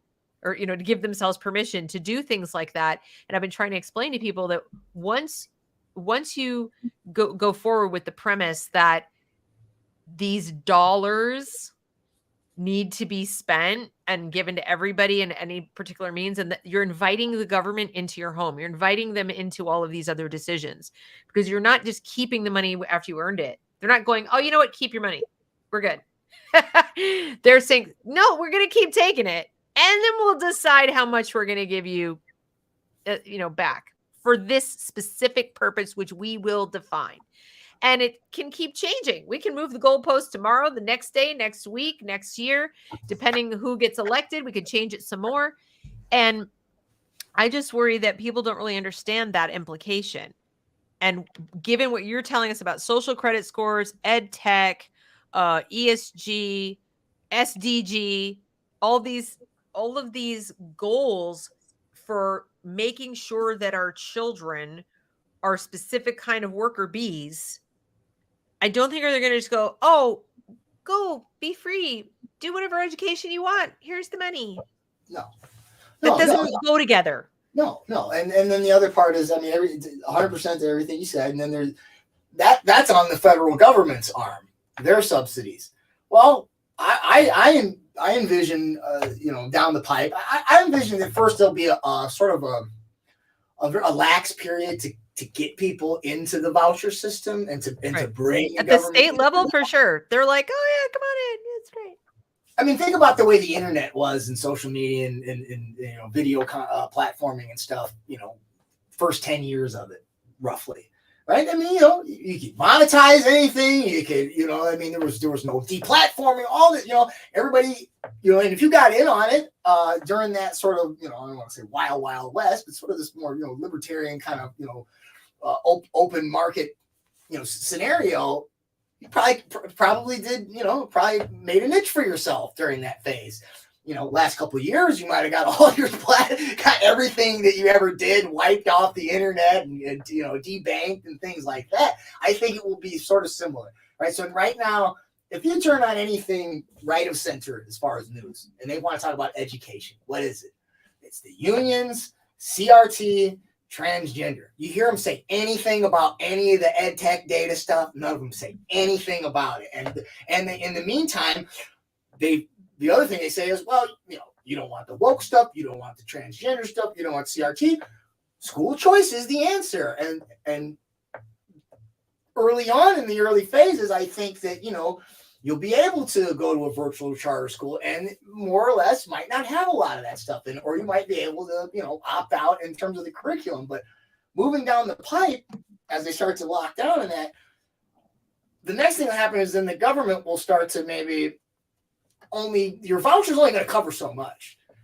This is where the ESG part comes in, and then the rest of it's going to be performance based. So the government will give you a voucher and say, okay, you can send your kids to wherever they want, but if you don't want to pay the rest of the tuition out of pocket, Microsoft or IBM or Google or one of these companies, they'll subsidize your student based on their algorithms, right? They're going to look at their social emotional biofeedback metrics. They're going to look at their cognitive behavioral adaptive learning metrics. They're going to go, oh, this person is primed for job X, and that's in our industry, or we've got some jobs that need filled. We'll subsidize the rest of this kid's tuition so long as, right, they keep up their algorithms. And then that will be sort of the way that, the public-private partnership in the social credit system sort of comes full circle into your house. And as right, it's not just going to be checking on, are you covering all the required curriculum and are you letting us track the data? It's also going to be stuff like, I remember early on, there were stories about, when the kids were doing their Zoom conferences, and I think someone, there was police called on a kid because they thought there was a gun in the background. Eventually it might be, just like we couldn't go back to the schools, you couldn't go in the building without your experimental therapy, if you know what I'm talking about, since we're on YouTube. That'll be something there too. Oh, you guys are homeschooling and you're not up to date on those records on your experimental therapies. Like all that stuff will eventually come to roost. Absolutely. And I think, it's the old, be careful what you wish for. Be careful, if you're on bended knee asking the people who messed up education in the first place to give you something, you're asking the wrong people. Like, I mean, why would you do that? It doesn't make any logical sense, but I think this is a natural progression. Like you said, no logos. People are not, otherwise well-educated people with degrees, PhDs, master's degrees, doctors, lawyers, etc. With kids I talk to them daily and I present some of this information and say, why do you think this is a good idea? No, tell me why you think this is good and it's going to work. And they'll say things like, it's a free market solution. And I'm like, it sounds like it's got what plants crave. It's got electrolytes. It's got what plants crave. And I'm just like, where do you get it's a free market solution? It's tax money going in a voucher or an ESA account. What's the free part of that market? That's the most controlled market there is. Like, help me understand your thinking here. And they're like, but it's better than the other thing. And I'm like, in what way? How is it better? Well, at least it's a choice of what? Well, it's a different school. How is it different? So, I mean, I could do this all day. Like, do they get teachers from a different location, a different graduate school of education? No, I don't know. Right. And Charlotte, your children. She used to tell a story. She passed away last year. And the story was, this is, when she was in the department. I wish I would have took more notes. I mean, she'd tell me these stories, and I lived with her for a whole month. We all wish she took more notes. Believe me, we're all like, but there's why were you recording this? I thought about that too. I was like, I should have filmed some stuff. But like, I've got all kinds of little notes and things, but like, there's stories she would tell, and I can and she'd tell them multiple times, and I'd listen to them every time and enjoy listening to them. And eventually now I'm trying to remember something, like, oh, I'm getting foggy on some of the details. I'm like, no, like, I can't get that back now. Like, but one of the stories was she was in one of these meetings, and this was in the 80s. It's early 80s. I mean, I think so. She blew the whistle on Project Best in 81. So it had to be between 80 and 81. Okay. And this is some of the beginning of school choice, where they were talking about school choice and public-private partnerships. And she says to him, isn't this like corporate fascism? And she says they all kind of go like, oh, whoa, we never really thought of it like that, right? Like, but here's the other funny thing about it. I mean, obviously, public-private partnership, merger of the corporation and the government, merger of the state and industry, right? I mean, is this not? I know it's an apocryphal quote. Mussolini's, is often quoted as saying that fascism is the perfect merger of a corporation and the state, and they say it's an apocryphal quote that perhaps it was one of his advisors that said it, but there's no record that he said it. Doesn't matter. Colloquially, right? Most of us, even in academia, we often, when we talk about fascism, we're talking about corporatism. Most people, at least, are talking about the merger of corporate and state power. Well, communism they had industry. If there was any difference, it was basically that in fascism, the corporation sort of was the president and the state was the vice president, and communism was vice versa. But there was this, right? There were basically two sides of the same coin. Well, here's what a lot of people probably don't know. Do you know where the whole idea of charter schooling came from? The whole school choice movement. It's Albert Shanker. Albert Shanker was president of the American Federation of Teachers for about 25 years. Okay. Might have been the first president. I'm not sure about that. I'm foggy on that right now. I know that John Dewey was one of the founding members. But all right, so what I'm saying is that this idea, this free market idea that people are talking about, this conservative, Republican, capitalist idea, that idea was thought up by a union guy, by a left-wing union guy. Okay, now the AFT, the reason why we have an AFT and an NEA is that, and there was proposals to merge them, and they largely do the same stuff at this point. But back in the day, the difference was this, that the AFT was set up as basically a trade union, and the NEA was set up as a professional association, a union of professionals. So the NEA was largely going to focus the stuff that they largely lobbied for was a lot of the stuff that today we would call woke stuff. So it was like the values clarification, sort of the Marxist ethos, the collectivist Hegelian ideas. The AFT focused largely on the workforce training aspect of the school. So they were in with the public-private partnerships in industry. And actually, and I've written about this. You can get it there on my some of my articles on Unlimited Hangout. They're on my website as well, schoolworldorder.info. But he was a member of the Trilateral Commission, Albert Shanker. And Trilateral Commission, again, is one of these globalist roundtables set up by David Rockefeller and Zbigniew Brzezinski, right? So you're talking about a union guy that, unions are supposed to be all anti-corporation and all this, and this guy is... who believes that? Well, rhetorically, if you hang out at the in the faculty lounge, everybody there is a socialist. They're all against... They're all against, the corporations, except when it's Google or Microsoft or Amazon or any of the companies that we, outsource our ed tech stuff to. That's socialism. So this whole left-right thing is a false lexicon, entirely. Oh, for sure. It doesn't. I mean, it's window dressing to fool people even further into thinking that they have, somebody's on their side, so that they'll go along with this thing that actually, like I said, doesn't make any more sense than Bondo. Well, and I should add, or Brondo, or whatever it is. So then the president, same time, around the time that Shanker was president of the AFT, the president of the NEA was a person named Mary Hatwood Futrell. Mary Hatwood Futrell, she was a UNESCO representative. But she also eventually sat on the board of K-12 Inc., which was, again, so that's Bill Bennett's virtual charter school. I think it's certainly one of the largest in the country, might be one of the largest in the world. So again, you got another union person on the board of a private ed tech company. And here's the next thing, and I've written a series on this. Both of them were the founding presidents of a global union federation known as Education International.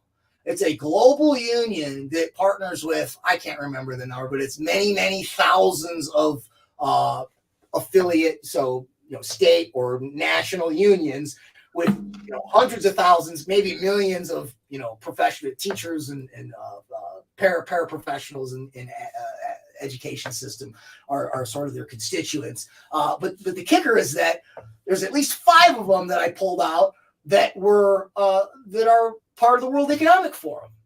Okay, and one of them is a co-author of this blue book. You probably can't see the title of it, but the title of the book is Teaching in the Fourth Industrial Revolution. One of the authors it's either Jelmer or Jelmer Evers. He's from the Netherlands. I'm not sure if you pronounce the J as a J or like a Y or something. He's a member of. He collaborates with the World Economic Forum. And guess who wrote the foreword to the book? Klaus Schwab. All right. So once again, I mean, this gives you a window into why, everybody, Randy Weingarten, who, by the way, is a board member of Education International, why she recently got grilled for lobbying her and some of the other AFT people lobbying the CDC. And I wrote about this as well, to basically, to keep the lockdowns in. And this is why. Because the longer they're locked in, the more we get to outsource to the big tech companies that partner with the WF that is in partnership with the international union that these people are part of. So when you're there at your local union, you're not actually, you're getting these directives. It's not the state union. It's not the Illinois Federation of Teachers. It's not the American Federation of Teachers. It's Education International, which is basically an arm of the World Economic Forum. Of course. Wow. So, I mean, even I, who came into this conversation knowing a decent chunk of this, am freaked out. The new agey stuff, like I knew there was some new age stuff, but the heart, what are you calling it? It's called heart math. So there's heart math. Heart math. Y'all, we got to look that up. Heart math.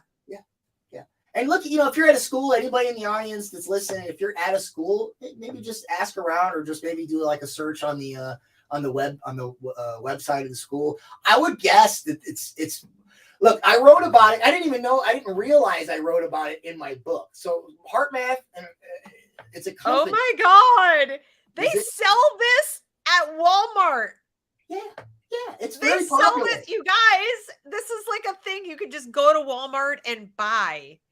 Yeah, and it's like multi-level marketing. Okay, so it's got there's several different versions of the product. One is called M-Wave, one's called Inner Balance. There's a third one that I can't remember. Okay, and you can also be like a HeartMath coach. So like they trademark these meditation breathing techniques that you're supposed to use with it, and they're trademarked. So I guess you're not supposed to. There's the global coherence. Okay, wait, no, I want to show the first one. Look at this. Our vision for over 30 years. Did I say 30 years? I said 30 years. A kinder, heart-centered world where we care for one another and live harmoniously in peace. Now, I'm not saying I want to live at war, but what? Is that the actual this is HeartMath Institute, a non-profit. Can you go to do they have the Global Coherence Initiative, GCI, somewhere up there? It says coherence, global coherence. Yeah, click on that. There it is. You see that app looking thing there, that video? So what they do is they put it all on, and then they have like weekly or monthly meditation. So everybody, and you pull up this little screen, and it's got little points of light, very theosophical, little points of light that represent each person using the app. And you're supposed to meditate on whatever is the global propaganda of the day. Do they understand the heart literally doesn't have anything to do with your emotions at all? Like at all?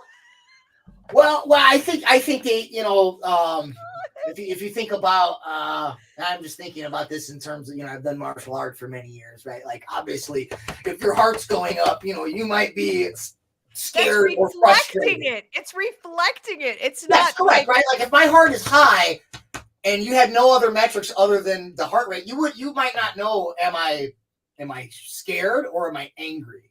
Right? Like the stress, I don't know. Maybe they have different frequencies. So the Theosophists didn't just build a sideways pyramid at the UN to take us back to ancient Egypt. They apparently have ancient Egyptian beliefs about what controls your body. And it's not this. That we pull out through the nose with a little hook. But the heart. This is crazy. Somebody sent me I think it might have been Lynn or somebody in that circle. It was a little infographic of a quote that's in my book that I got from Charlotte's book, from Shirley McCune. Shirley McCune was, I want to say, she's one of the regional education laboratories that was funded by the Department of Ed. I want to say it was the Mid-Continental Regional Education Laboratory. And she was a big New Ager. She was totally tied in with the whole, like the Naisbitt group, right? John Naisbitt Megatrends, which was, I want to say like late 70s, early 80s. This sort of, and he's a big New Ager, quotes the Aquarian conspiracy in there, Marilyn Ferguson. But it was basically his sort of predictions for, what we now call the Fourth Industrial Revolution. And I note him in few articles. But yeah, she and him were basically, part of this big theosophical New Age circuit. And then you had people like Robert Mueller. Oh, there you go. Yeah. Well, yeah. In my book, I had written about M-Wave, and then when I was going through when I was writing about Barbara Marx Hubbard and just the New Age movement more broadly recently, I was looking at it, and I'm like, M-Wave. I was like, wait a minute, that's in my book. I was like, oh, okay, well, that's nice. I was taking a detour from education, but it tied back in quite neatly. And then it was like a month or so later, I'm in my email at one of the schools where I teach, and I'm like, HeartMath? I'm like, oh, no, please. And it keeps record of data. Like, so on that website, there's a page somewhere on there where during the lockdowns, they said that they were keeping track of people that were using it because they wanted to see, in terms of like group analytics, they wanted to see was the lockdowns affecting how frequently people were using it, and then how long it took them to get into heart coherence and things like that. So they definitely data mine your use of it. Now, are there any kinds of, we know that FERPA laws are supposed to restrict any data attached to a student. So when they do these heart math workshops at the school, I don't know. I mean, do they have a special data tracking policy like Google is supposed to have and YouTube are supposed to have for if it's in a classroom setting? I would hope. I don't know. I'd have to look. But one of the things that you could see was, so one of the meditations they had, this was like, I want to say like summer of like 2021. This was right around when like people started the lockdowns are kind of easing up and people were kind of getting back to normal. And it was a coherence meditation for the new normal. And what it said was, look, we know that, things are kind of calming down. We know you're all antsy. We know you want to get out there and just live life.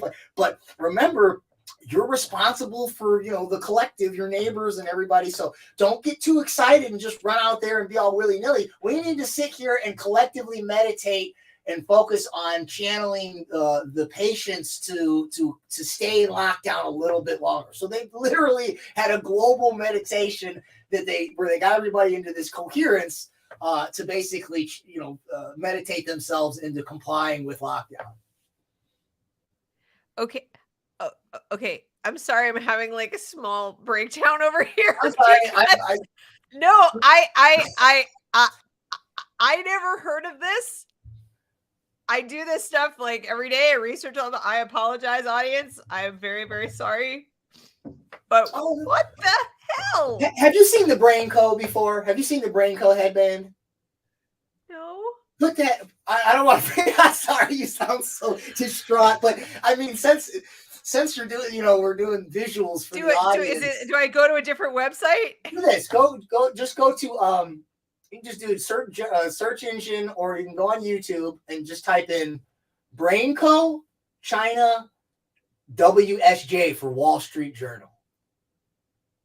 Now I don't know what the copyright will do on the video, so I don't know if whether you want to play the video or not. Go to videos. Go up to the top up there. Go to videos.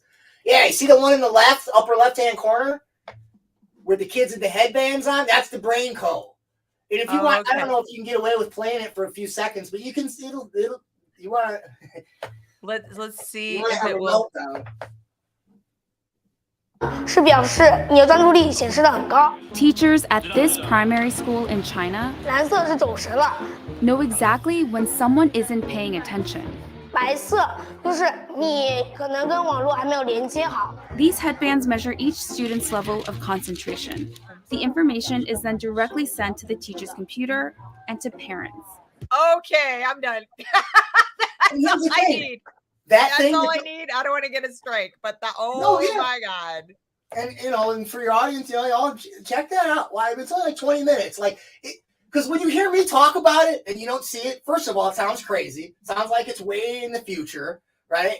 But when you see it like that, it really, like I told you, when I saw the first time I saw it, I was like, whoa! I was like, this is it. And look, when I got into the section on brain-computer interfaces, I'm like, I thought, look, the book was originally supposed to be like 90 pages. It's 500. All right, it's 500. 100 of them is citations, but this is 3 years ago. Yeah, right. Here, look. This is. You want to know when the first neural implant they ever made was? Jose Manuel Rodriguez Delgado. I think this is, what year is this? It's either late 50s or 60s. I always get it mixed up. But he was doing this. This book's probably. Oh wait, no, I was gonna share it. I was gonna tweet it out live. I was like, these people need to see this. I'll do it later. This is 1969, and I don't. I don't see the little camera over here. There's a little camera. So the dad's looking at his phone as he's about to be surveilled somewhere else. And okay, if you I need to go back. I need to go back and torture myself some more with this because this is insane. I don't want to. If you're sensitive to animal stuff and animal cruelty and things like that, don't look at this. But I'm just going to show it just to show it. This is 1969 when the book was published, but these photographs are older than that. And this is one of the first neural implants in a monkey. Oops, I'm going the wrong way. So when they talk about transhumanism, they're not kidding. Brain chips are old hat. man. They're like six. Now these were very crude. Like he called it a stimoceiver, and it was just like it looked like almost like a vacuum tube used to go on the old TVs. Like, and it was this big crude thing, but it was largely designed to control the limbic system. So like aggression and libido and stuff for like people that had like compulsive issues. And he and some colleagues were trying to think about ways to design it to quote unquote quell inner city riots, right? This is like during the 60s and 70s and stuff, all the civil rights stuff. And that's an example of, I'm thinking brain chips, that's crazy. I'm like, oh wow, that's 60 years old. 60 years old. One of the people that Charlotte worked for he was at the Department of Education. His name was Lawrence P. Grayson. Okay, and that was the other thing. I just want to mention this. And McCrell, the woman that I mentioned, Shirley McCune. Okay, she was a contractor. She worked on Project Best. Okay, so that gets us back to Grayson, Lawrence P. Grayson. He was the UNESCO liaison for the Department of Education, and he leaked her some stuff on some of the UNESCO projects. And there was one called UNESCO Study 11. But he also he was one of the early people that he set up one of the first ed tech systems. It was in Alaska. It was one of the first places where they piloted it. It was largely because it was like, this is a good place because people are out in the middle of nowhere and, they can communicate. But he saw early on the dangers of a lot of this. And there's a paper, I've got a database. It's a subscription base, but if you want to check it out, it's on my website. It's schoolworldorder.info. You go to the database, subscribe. And documents in there under Lawrence P. Grayson, and it was a journal article that he wrote in 70s. It was mid to late 70s, and he was warning about basically BrainCo.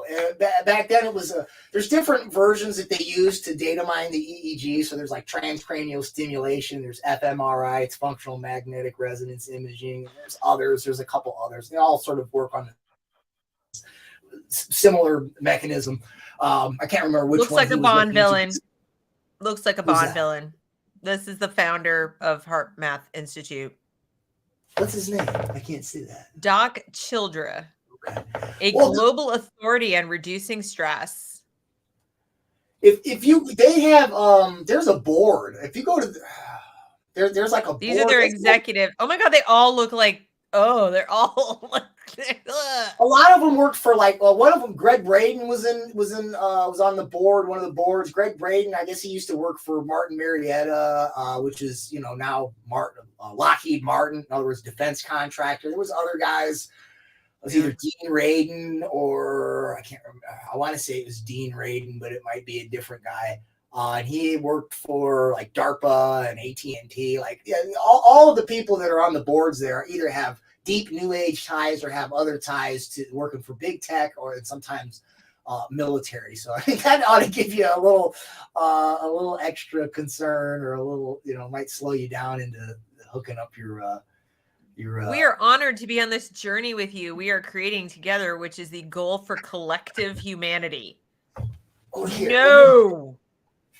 Oh my God. And so everybody can see now, right, that. And remember, I told you that they have workshops for that at my school, right? All right. And so the only thing we're missing from the tech infrastructure is the brain-computer interface and a more ubiquitous Internet of Things. There's another branch of what I would call ed technocracy that's called precision education, which is still largely theoretical. There's not really any programs implemented, but what it's going to be is gene-based education, basically, right? So in other words, all this metrics, so they're doing data mining the kids, their cognitive behavior, their thinking algorithms, they're data mining their emotional or their feeling algorithms, all right? But then they're going to personalize the learning in the career pathway track or whatever based on those metrics, all right? But the precision education angle, which is a play on precision medicine. Precision medicine is a whole field of medicine that is entirely focused on gene therapies, right? So it means it's going to personalize your medical treatments based on, right, your genetic disposition. And so in education, they want to basically, it sort of builds on the bell curve stuff. right? And so they're correlating IQ with particular gene sequences. And then they're going to also equate EQ or emotional intelligence with those as well. So before you even get on the adaptive learning app or the wearable, they're not even gonna they're gonna preset those the gamified lessons on those different courseware modules. They're gonna preset them to cap them based on your genes before you can even before they even start to track the data. In other words, right, let's say you get lucky on a few, right? They look at your genes and they go, Billy's got a genetic IQ of 90 something, so he's not too sharp. We're not going to give him. We're certainly not letting him in the gifted route or something like that. Okay, and but let's say little Jimmy does really well, right? And if he wasn't pre-programmed to be on the remedial track, right, that algorithm would have put him right on the upward track, but it's going to go, no. Well, Jimmy's got, right, he's got low IQ genes, so he's not even, this thing is preset not to track him in there in any way. And this gets us back to what you were saying about some of the stuff with like how this is going to follow them forever. I was not a good student. Most people would be surprised that I went to college. Most people would certainly be surprised that I teach college, and then that I wrote a whole book and everything else is just there's people that knew that I was smart enough to do stuff, but I just was it just was not disciplined. That's the simplest way to put it. Okay. But if I was on that track, if you took all my algorithms, all my metrics from grade school to the end of high school, they probably wouldn't even let me in college, right? But since I was able to get in and had sort of like come to Jesus moment, actually quite literally, and was able to like take myself, have discipline, like do my homework and things like that, just apply myself. None of that followed me. Nobody knew me at college. They were like, oh, this kid's pretty bright. Let's give him an assistantship. In the future, it'd be like, hey, this kid's pretty bright, but look at all this. Look at all these, all these marks on his blockchain digital ID. And, the gene thing just adds a whole nother layer to it, because you can never have sort of a transcendent experience to just depart from this record that they've given you entirely. But I digress. Yeah, I'm shook. I think it's the only way. And every time I think it can't possibly get worse. Please tell me it can't get worse. Like today, I saw an article that said that I think it was a Chicago Jewish day school was normalizing having like Adam be a woman and Eve be a man or something like that. Like, that Adam and Eve were trans. And I kind of had a little mini meltdown over my breakfast, over my coffee in the morning. But this is worse. That's like a school behaving weirdly. And yes, it's the whole trans thing, but this is so dark. And I say that because, guys, this isn't some goofy little cult that's like sprung up on the internet and saying, hey, come privately, participate in our little cult with your kids and do all the stuff and plug in. This is very obviously, if you just look at the quality of the website alone, this is an extraordinarily well-funded organization. Like that, you go to that link and you start clicking around. I used to work in the web world, web agencies. I know what a site like that costs. And we are talking probably $1 million. Like that is not a website that you just throw up on your own. And it's very obvious right now. Yeah. Okay. That's what if you go to the HeartMath Institute website, that website costs a pretty penny. I mean, somebody spent a lot of money developing that website. Everything from the amount of stock imagery, very expensive stock imagery that they're using. It's not the cheapo kind. It's not stuff I've seen before, right down to just the graphics and then the amount of navigation and how dynamic it is, what you click on and then what shows up and then what's moving around. That is a very expensive website. When you have enough money to spend on your marketing like that, as a nonprofit, it's a nonprofit. Let's be clear. It's a nonprofit. When you can have a website that is that high caliber as a nonprofit, you are very, very well funded. Well, they do have a for-profit arm. They have HeartMath Inc. and then they have. Oh, they all do. Castle does too. They all do. This is the other scam that they're running. They do their little, please, government, we're a nonprofit. Buy our stuff and put it in your schools. We're nonprofit. But the people who deliver it are for profit. People who sell it are nonprofit, and the people who are delivering it are making a tidy sum off your tax dollars. Very much for profit. I was right. It was so Dean Radin, who is on the GCI Global Coherence Initiative Steering Committee, is one of the advisory board members. He was worked for or did some R&D with AT&T, Google, and DARPA. So I was correct on all three of them. I just wanted to make sure I got that right for the record. But yeah, I mean, yeah, no, I wasn't aware of. A lot of people were upset when I wrote about that. I use it. It's not a big deal. You know, that was the type of responses I got. Yeah, that's a very big deal. It's been wrong for a while. That's a real big deal. Yeah. That is what I just looked at. Scares the living deal. That to me, that the Fetzer Institute, Castle, which of course is funded by the Fetzer, and others. They're all incestuous. They're all like together. This global SEL, ESG, SDG, PPP, all of these little 3-letter things that you need to learn, folks, really come down to one very, very simple concept. The individual as a concept, as a value, and as a unit of life. Okay. In other words, like your individual life is, in terms of being owned by you, is under direct assault. Like there are people who are not content to just have you be an individual within a socialist society or be an individual within a blended economy. They want to quite literally meld you together into a collective by force. And they've tried it multiple times in history, and it didn't go so well. They cracked a lot of eggs and made a lot of not so great omelets. And I think they genuinely believe through technology, AI, and all of this ed tech that we've been talking about, I think they've cracked the code. We're finally going to get it right this time. We're finally going to just squish that pesky little individual, the drive for individual liberty, and we will finally put it to rest for good.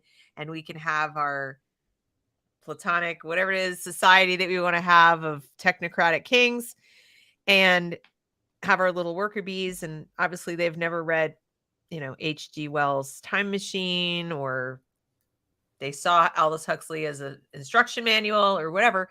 And they really genuinely believe this time it's going to work. That's very clear. Yeah. We're all going to live together for the collective. We built a website. We're selling products. We're in your schools. This is not me sitting here saying it and then having, Jake say some of the stuff. We're not doing anything other than reporting at this point. We're not even speculating. This is reporting. It's reporting. The goal, right. So, sort of expand on what you're saying. The project of eliminating the individual is the same project as reducing the essence, what we would call the soul, or what people like to call consciousness, right? The inner monologue, the I, the self, right? Like the inner monologue that you hear that navigates the world, that is the self, that, right, is you regardless of how old you are, right? You look at a picture from 10, 20 years ago, looks like a different person, but it's right, you're still you, right? It is the project to get rid of that is the same project to reduce the human being basically to data, meaning biometrics and psychometrics. And in order to do that, though, you have to change not just the categories of biology of the body, meaning, right, like basically conflating biology with technology, right? Quite literally transmuting the two together, right? Making a synthesis of basically the technological product and the human resource and turning them all into effectively a commodity, right? A tech/data commodity. But you have to also change the categories of the mind, which you use to understand and navigate, right, the physical environment, including the body. And I really think that is at least one of the ulterior agendas behind the politicization of the whole trans thing, which is that because it's a perfect first step towards blurring the lines between human biology and all the rest of the natural, the elements, the raw materials that you can extract from the environment and cobble together into various commodities and products, in particular, right, technology. In order to do that, right, a good first step is to suggest if there's no biological difference between a man and a woman, well, then why is there any biological difference between either a man or a woman and a tree, or right, lithium battery or something, right, anything else that we can manufacture? And so, ultimately, I really see, I mean, that seems to be what a lot of people focus on, but that is ultimately because once you don't have a biological identity, you don't have a physical identity. So there's nothing to ground your sense of self with anything objectively outside of it. Once you get to that point, I mean, what opposition do you have to being plugged into the computer, right? I mean, well, also, just so you know, they're using this in Florida schools. Schools. What? Oh, okay. Florida school districts. Mm-hmm. Okay. That would be public. Florida school districts. So I only mention that to say that if you think the solution is we just need the right governor. That's what I thought you were going with this. That's what I was thinking. Yeah, we just need the right governor. We just need the right senators. We just need the right, legislature, and everything will be fine. They won't allow this, blah, blah, blah. Okay. Super. First of all, they have to know about it. I mean, when I say know about it, I don't mean know about it. They need to really understand what it is and why it's a problem. And if they're distracted by porn in the library, which is also bad, don't get me wrong, it's bad too. But don't think it wasn't put there for the sole purpose of distracting you so you weren't paying attention to the ed tech in the classroom. Right. Just let me know. I mean, yes, the porn in the library is bad. I'm not saying keep it. I'm just saying understand what purpose it serves. They don't put it there because they genuinely believe all the half illiterate kids are going in the library to read it. They put it there to drive you parents crazy and occupy every waking moment of yours to be protesting the books. So you weren't noticing how your kid is wearing a heart monitor in the class and having their heartbeat documented for all time. Yeah. There was a, it was like was it a Netflix or something? It was either a short, it was a TV show, might have been an ad or something like that, like a public service announcement or something. I can't remember, but James Corbett did a little analysis of it. But there was the scenario goes like this: there's a little girl, and it's like this cliche, like coming out scenario, right? Like this kid is going to come out to her parents at the dinner table, okay? And you're expecting you to hear that. I identify as, a boy or something like that. Well, she said, I identify as software. I identify as data, and I want to be uploaded. I want my consciousness uploaded into the metaverse or the internet or whatever, right? And so I guess what I'm getting at here is to your point, right? Like you could sit here and fight off, the whole transgender thing and even at a philosophical basis, it's the queer. It really is based on something that comes out of queer theory called performance identity theory. It's Judith Butler, okay? And her whole idea was that there's nothing authentic about you. It's really repudiation of existentialism, because the existentialists who were repudiating the modern period were like, the modernists were like, can't really know God, but you can know reason and science and evidence and empiricism, right? And then they had, all the horrors of World War II and, industrialism and everything. Like, I guess that science and reason stuff kind of got out of hand. Maybe we can't really trust that. All you can do is be authentic. right? And then the queer theorists go like, nah, there's nothing authentic. You're just performing stuff. You're a different person when you go to the job, when you go to the bar, when you're at home with wife, and when you're with the kids. You're performing different roles, and none of them is authentically you.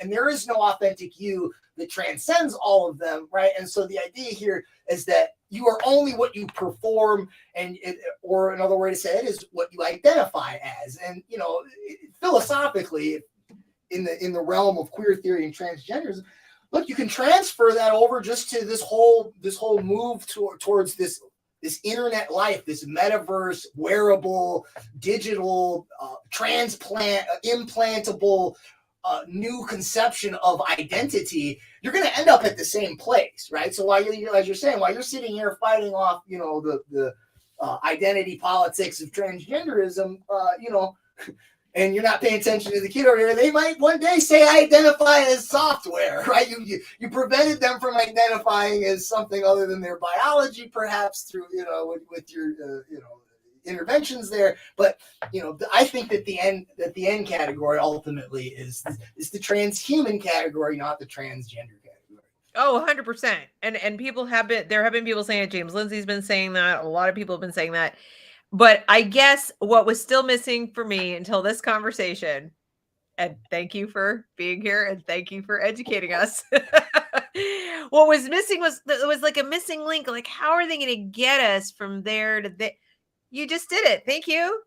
The heart math and ed tech and data mining and all this stuff. And yep. That's it. So first it's ubiquitous screens, and that's where your adaptive learning courseware started. Then they get you online in the home, so you're on the screens all the time. The next one is wearables. Okay, so you take the screen and you move it from carrying it around everywhere, and you just put it in your smart clothes, bracelet, headband, halo. Next one is implantable.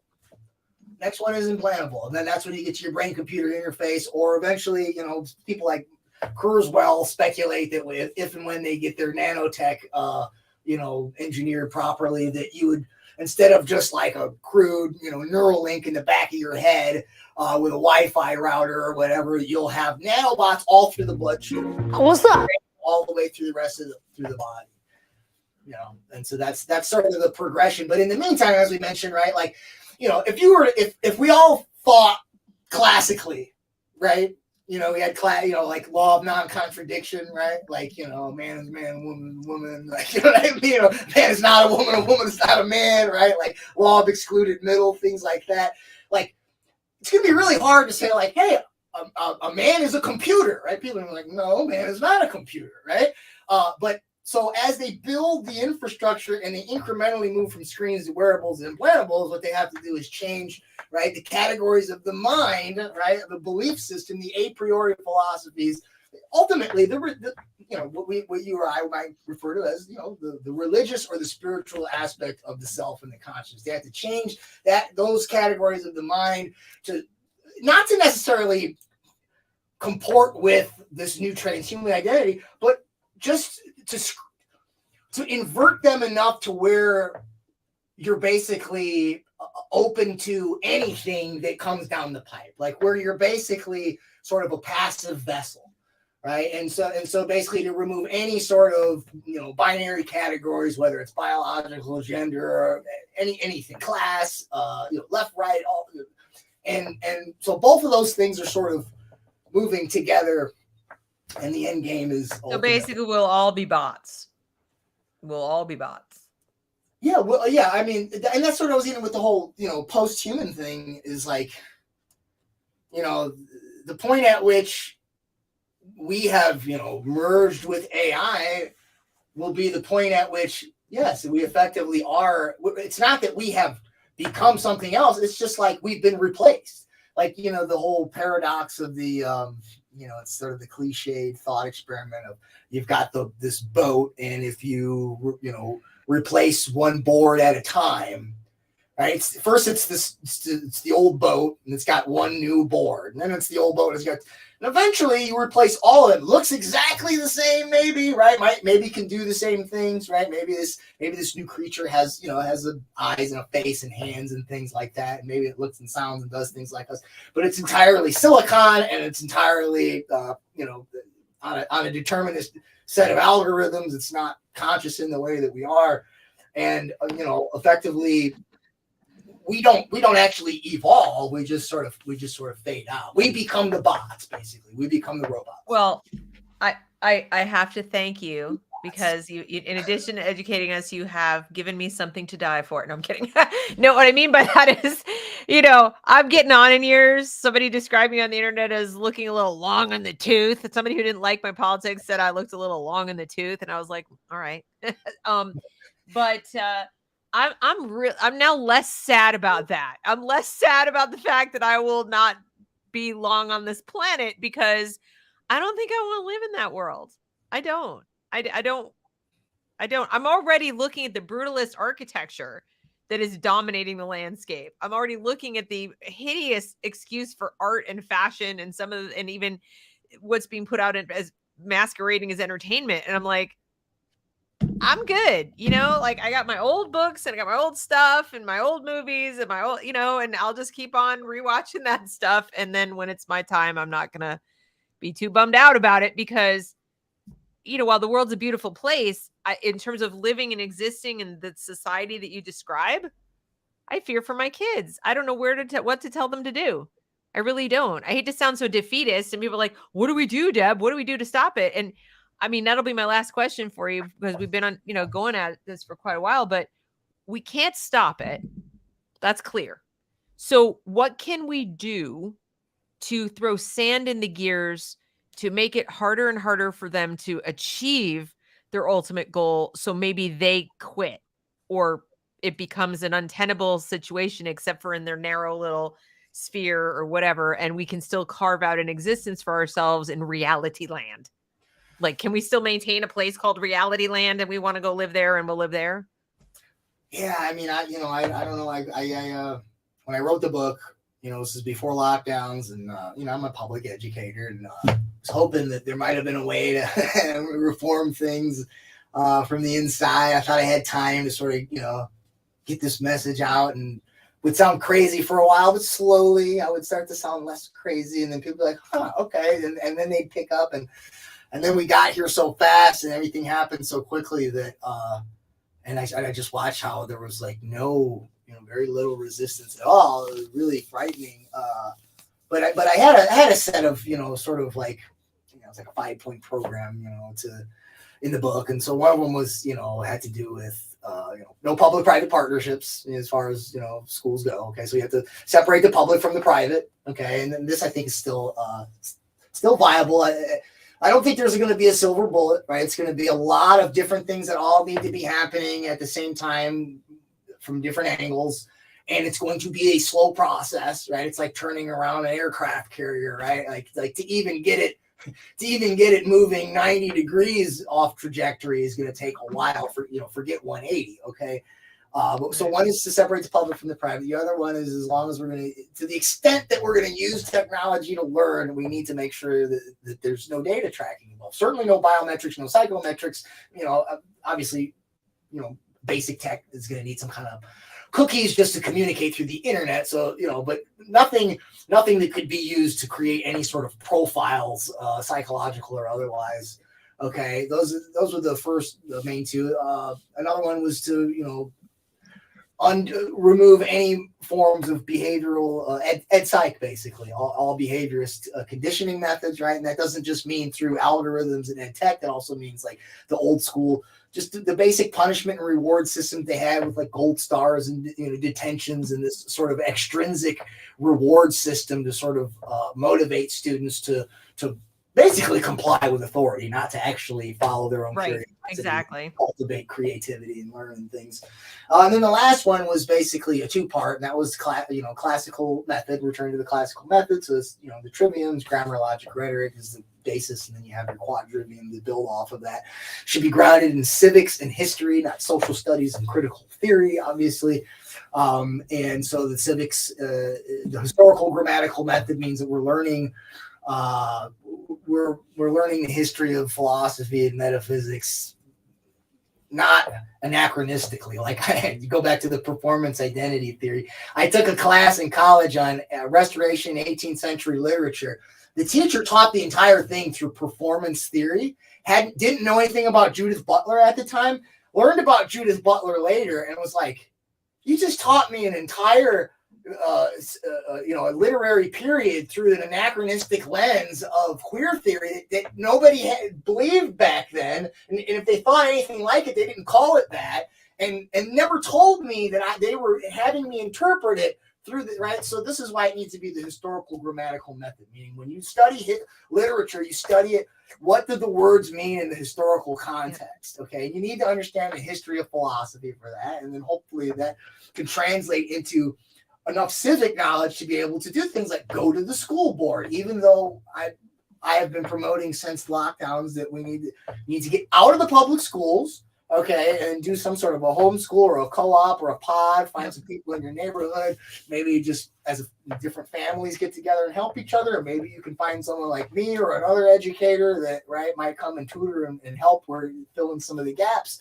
But while you're doing that, you can take some of that civics, and you can still go to the school board and still say things, because guess what? Even if you take your kids out and you're doing homeschool, they're still taking your tax dollars. So you still have every right to go up there. Now, if you do that, make sure that you're incredibly polite and that your rhetoric, remember, to go back to our conversation earlier, the logos is important. Have your handouts, have your facts, have everything ready to go, right? But be polite. Don't get all aggressive, because all of that won't matter. They're going to look for the first thing to mischaracterize you and ad hominem you so that they don't have to listen to you, and potentially put you on a terrorist list, as we've seen happen in the past. That's right.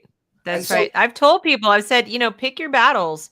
Be very, very sure that you know what your desired outcome is, and that you have even a prayer of getting it before you go down there, before you open your mouth. It's not a simple, this attitude of they work for me. No, they don't.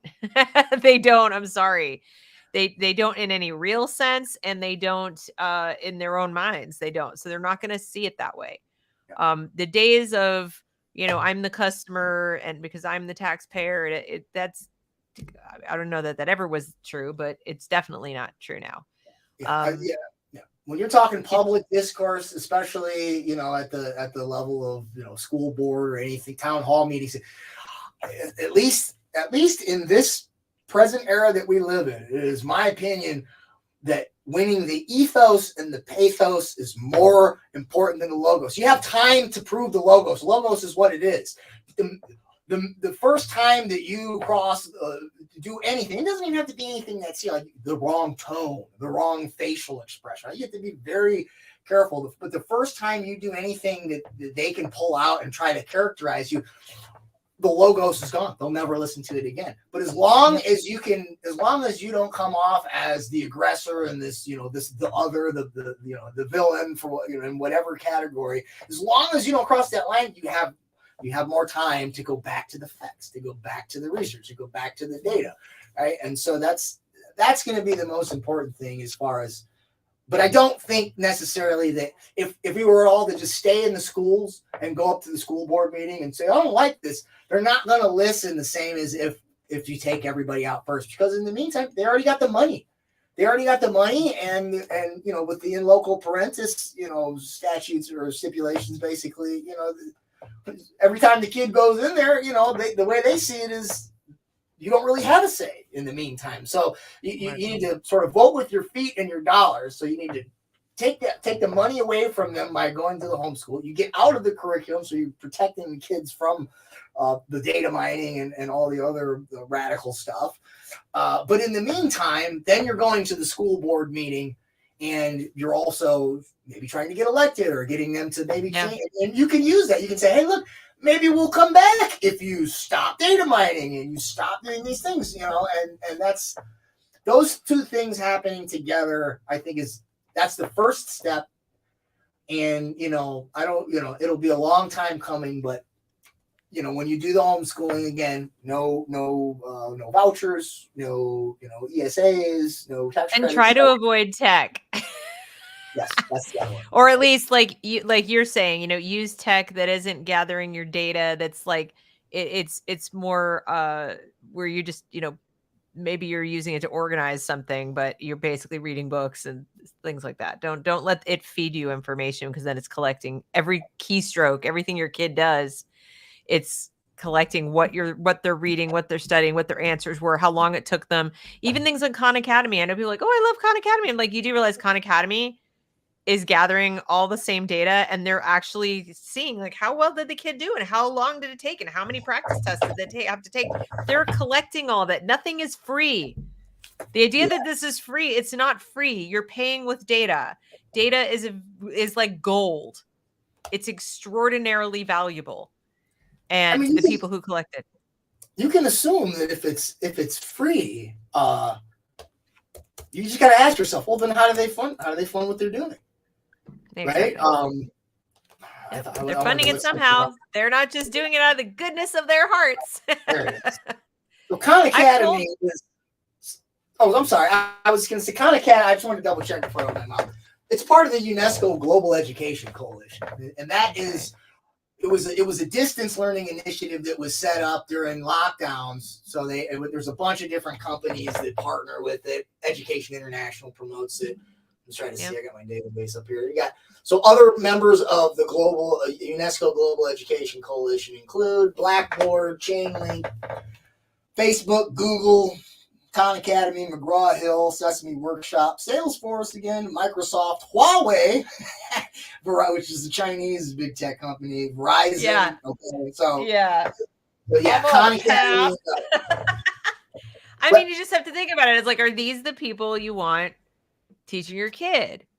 And again, even if the material, like I've seen some of the math lessons, it's math. It's perfectly fine. It's not the lesson in this case that's the problem. Sometimes the content is actually not bad. Sometimes the content's crap. Their history program is terrible, but the math is like, it's math, it's fine. But the inputs, if all you do is have, hey kid, go watch the video on the algebraic stuff and don't put in your name and just watch the video, that's fine.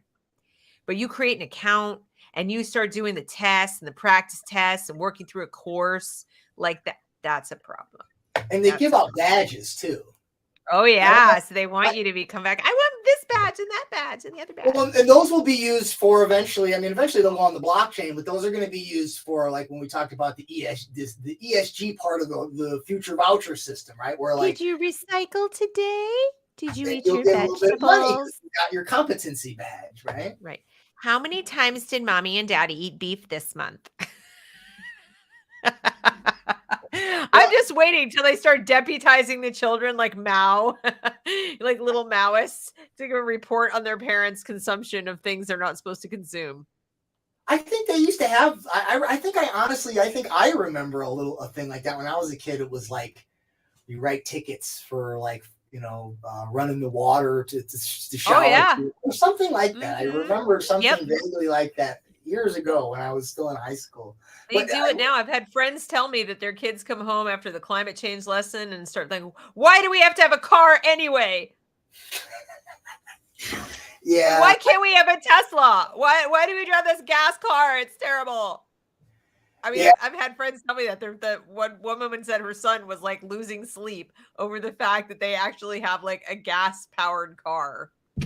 Well, that's the other thing about the whole, we talked about the ACE scores and this, these mental, I think they're causing trauma. Yes, I was going to say, and they want, because once you're in the system, then right, once they can categorize you as having a mental health issue, then they can offer all of these various cognitive behavioral programs, psychotropics. You get a diagnosis, you get a diagnosis, you get a diagnosis. Hey, reach under your chair. There's a diagnosis for you too. When I used to go, when I was competing, I haven't done it in a long time, martial arts, and you get a blood test before you get in the ring and stuff. And I remember the first time I had a blood test, and I go there, and the day I go to I'm just picking up my results. I already got the blood test. They said, fill this out. All right. I thought it was a form of paperwork. I look at it. Have you been tired lately? Nah, I feel great. I'm ready to go. I'm like, are you, have you been lethargic? And I'm like, it was all, I'm like, What is this? This is like some kind of like depression suicide survey. I'm like, why are they asking me this? And I'm thinking like, oh, I know what it is, because they want to offer to prescribe me drugs, and they can't just say, hey, you want some drugs like that. But if you report like, oh, I've been tired, if I checked 2 or 3 of those boxes, then they would be okay to do it. So they're traumatizing these kids based on all their different identity categories: race, class, gender, sexuality, and then like I said, the climate stuff, like, oh, you're a useless eater who is, a blight on the planet. And, and then they get these issues and then they report them, and now we can put them into the various, programs or whatever. But I wanted to add one thing to the whole solution package, and that is, it's related, but it's not necessarily education specific. And that is to expand this concept of this sort of this opt-out concept more broadly. Like, and that means like use encrypted apps when you can. And, I need to get rid of my Gmail. I'm just loth to have to remove all my contacts. It's going to happen eventually. You do one thing at a time, right? Like, if you've got a bunch of, you got a Gmail and other accounts, and it's like, you don't want to have to rearrange your whole life immediately. Pick one thing at a time and do it, right? Don't use, I see this, I'm sure you've seen it, you go to the restaurant or something and you see folks using the phone as a babysitter. The kids rambunctious.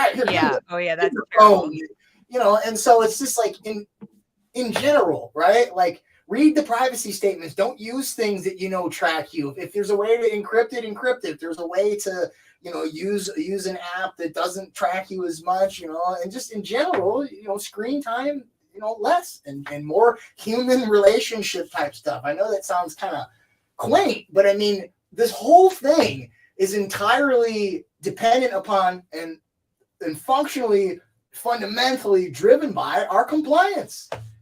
And most of it, and most people, a lot of the big, if enough people made these small adjustments and kept doing them, it would make a really big difference. It seems to me the only thing that really prevents people is convenience. Is that it's easier this way. They made it very convenient to be data mined. That's a fact. You're sitting there. You could be, for example, you're scrolling along on one of your social media things and you see something that you like, you might be even shopping for an item, which they of course know because you've shopped for it once in some other location, then they know in every location that you're looking for like swimsuits. I'm going on a trip. I was looking for swimsuits. Suddenly all my ads are for swimsuits. I'm not even 100% sure I clicked on anything but there it was. And so then I was like, all right, well, I'm going to look into this one company. And it's like, oh, you can get this percentage off on your first order if you just give us your email address. And then, oh, you're not done yet. Give us your telephone number and we'll send you exclusive offers. Now they got your phone number and your email address. I mean, I usually blow by that. And then you start searching. And today this happened. It was the creepiest thing ever. I was searching on this one site and I spent like more time in terms of seconds on one swimsuit than on the others that I was looking at. And I was like, I don't know. Do I want that? Nah, it's too expensive, whatever. And I clicked off. Then later I get an email, a marketing email from the company, and I had bought things from them in the past, but how they knew it was because I wasn't logged in. I wasn't logged in. This is very important to note that when I go shopping, I try not to log in until I'm ready to buy something. And sometimes I just do it as a guest so they can't keep a record of all the things I bought. And they sent me an email with the exact thing that I had looked at longer than the others, trying to encourage me to buy that thing. This all happened today. And I'm sitting there looking at going, okay, y'all are getting beyond creepy at this point because, I'm not logged in under my name. All I did was spend more seconds on one page or one product page than on others. I didn't add it to cart, nothing like that. I just sat there and like evaluated it and then left the site. And not even an hour later, you're sending me an email trying to sell me that exact suit. How did they know? And how'd they know it was me? Well, they've got the only way they could know is that I was using Chrome. Okay. And we know what we know about Google is we know that Chrome and Google and whatever, they have gone out of their way not to make things private. and it's got to be intentional. But I think that's why, because I was an accident. I almost never used Chrome, and I just accidentally got lazy, and I was on there. I think that's why. Well, and they cross-reference stuff too, though. So you got the IP address of the device, then you've got the network that you're on, the internet, right? Then you've got the browser, then you've got the right, and then they correlate stuff. So they're like, well, this doesn't have her email, but this is her device, this is her Wi-Fi, so we're pretty sure. And but they mix me and my wife's stuff up sometimes too. They guess, so they're probably guessing, but it's just. But the point I'm trying to make to the audience is that they're doing this to us. Imagine what they're doing to your kids on the ubiquitous device they're using for school, with the ed tech that they're using for school. I told them, look, at the beginning of the lockdown thing, they wanted to start doing what do you call those? Everybody's like, we'll start doing. They wanted to film. Okay, when people came back in the rooms, they wanted to put up a bunch of cameras and record every lecture and then put it on YouTube. Now, first of all, I mean, before lockdowns, nobody was allowed to record anything in a classroom ever unless you had explicit permission from the student or vice versa. Okay. Now it's like, well, if the student misses, then they can watch it from home or they can watch it later. And then it's like, you want to see attendance rates go down. I mean, students, ditching off, especially at the college level when, they don't have to be there, right? They're paying out of pocket and no one's going to make them. But I said, well, y'all know that if you do that, you got to have, you need make sure that if you're going to do it, which I, wasn't fond of, if you're going to do it, make sure that you're recording the YouTube from your college account, from your school account. Otherwise, because Google, which runs YouTube, has 2 policies. Right, it's not allowed to do any behavioral advertising, the data mining you're talking about, if it's for students in a classroom setting. So if they're in there and just willy-nilly, I'll just use my private email and record today, you just broke FERPA laws, and it was a big thing. You're like, I was, and there was one guy was like, I think there's people that are that doesn't sound right. I think there's people that are wiser than us and experts that know this. And so I sent him the privacy policy statement. I sent him FERPA law. I said, like, look, do you see what this says? You see what that says? Like, those 2 things means you can't do that. And long story short is, I made him get the lawyer involved. Guess what the lawyer said? I was right. Right. So it was just another example of the way this stuff moves forward. People aren't even thinking of what you're saying about. That it's data mining them, whether it's at a private, personal usage or at the school level. But yeah, so when you're doing your ed, to the extent that you're going to use technology at home, yes, anything that you can lessen the data tracking with is what you need to do. Yeah, exactly. Well, I cannot thank you enough. You've spent a lot of time and really helped us understand better what's going on and what's really going on with the ed tech and what the dangers are, and giving us some advice on what we can do individually as parents to try to protect our kids and ourselves for that matter from it. It's going to be an uphill battle for sure.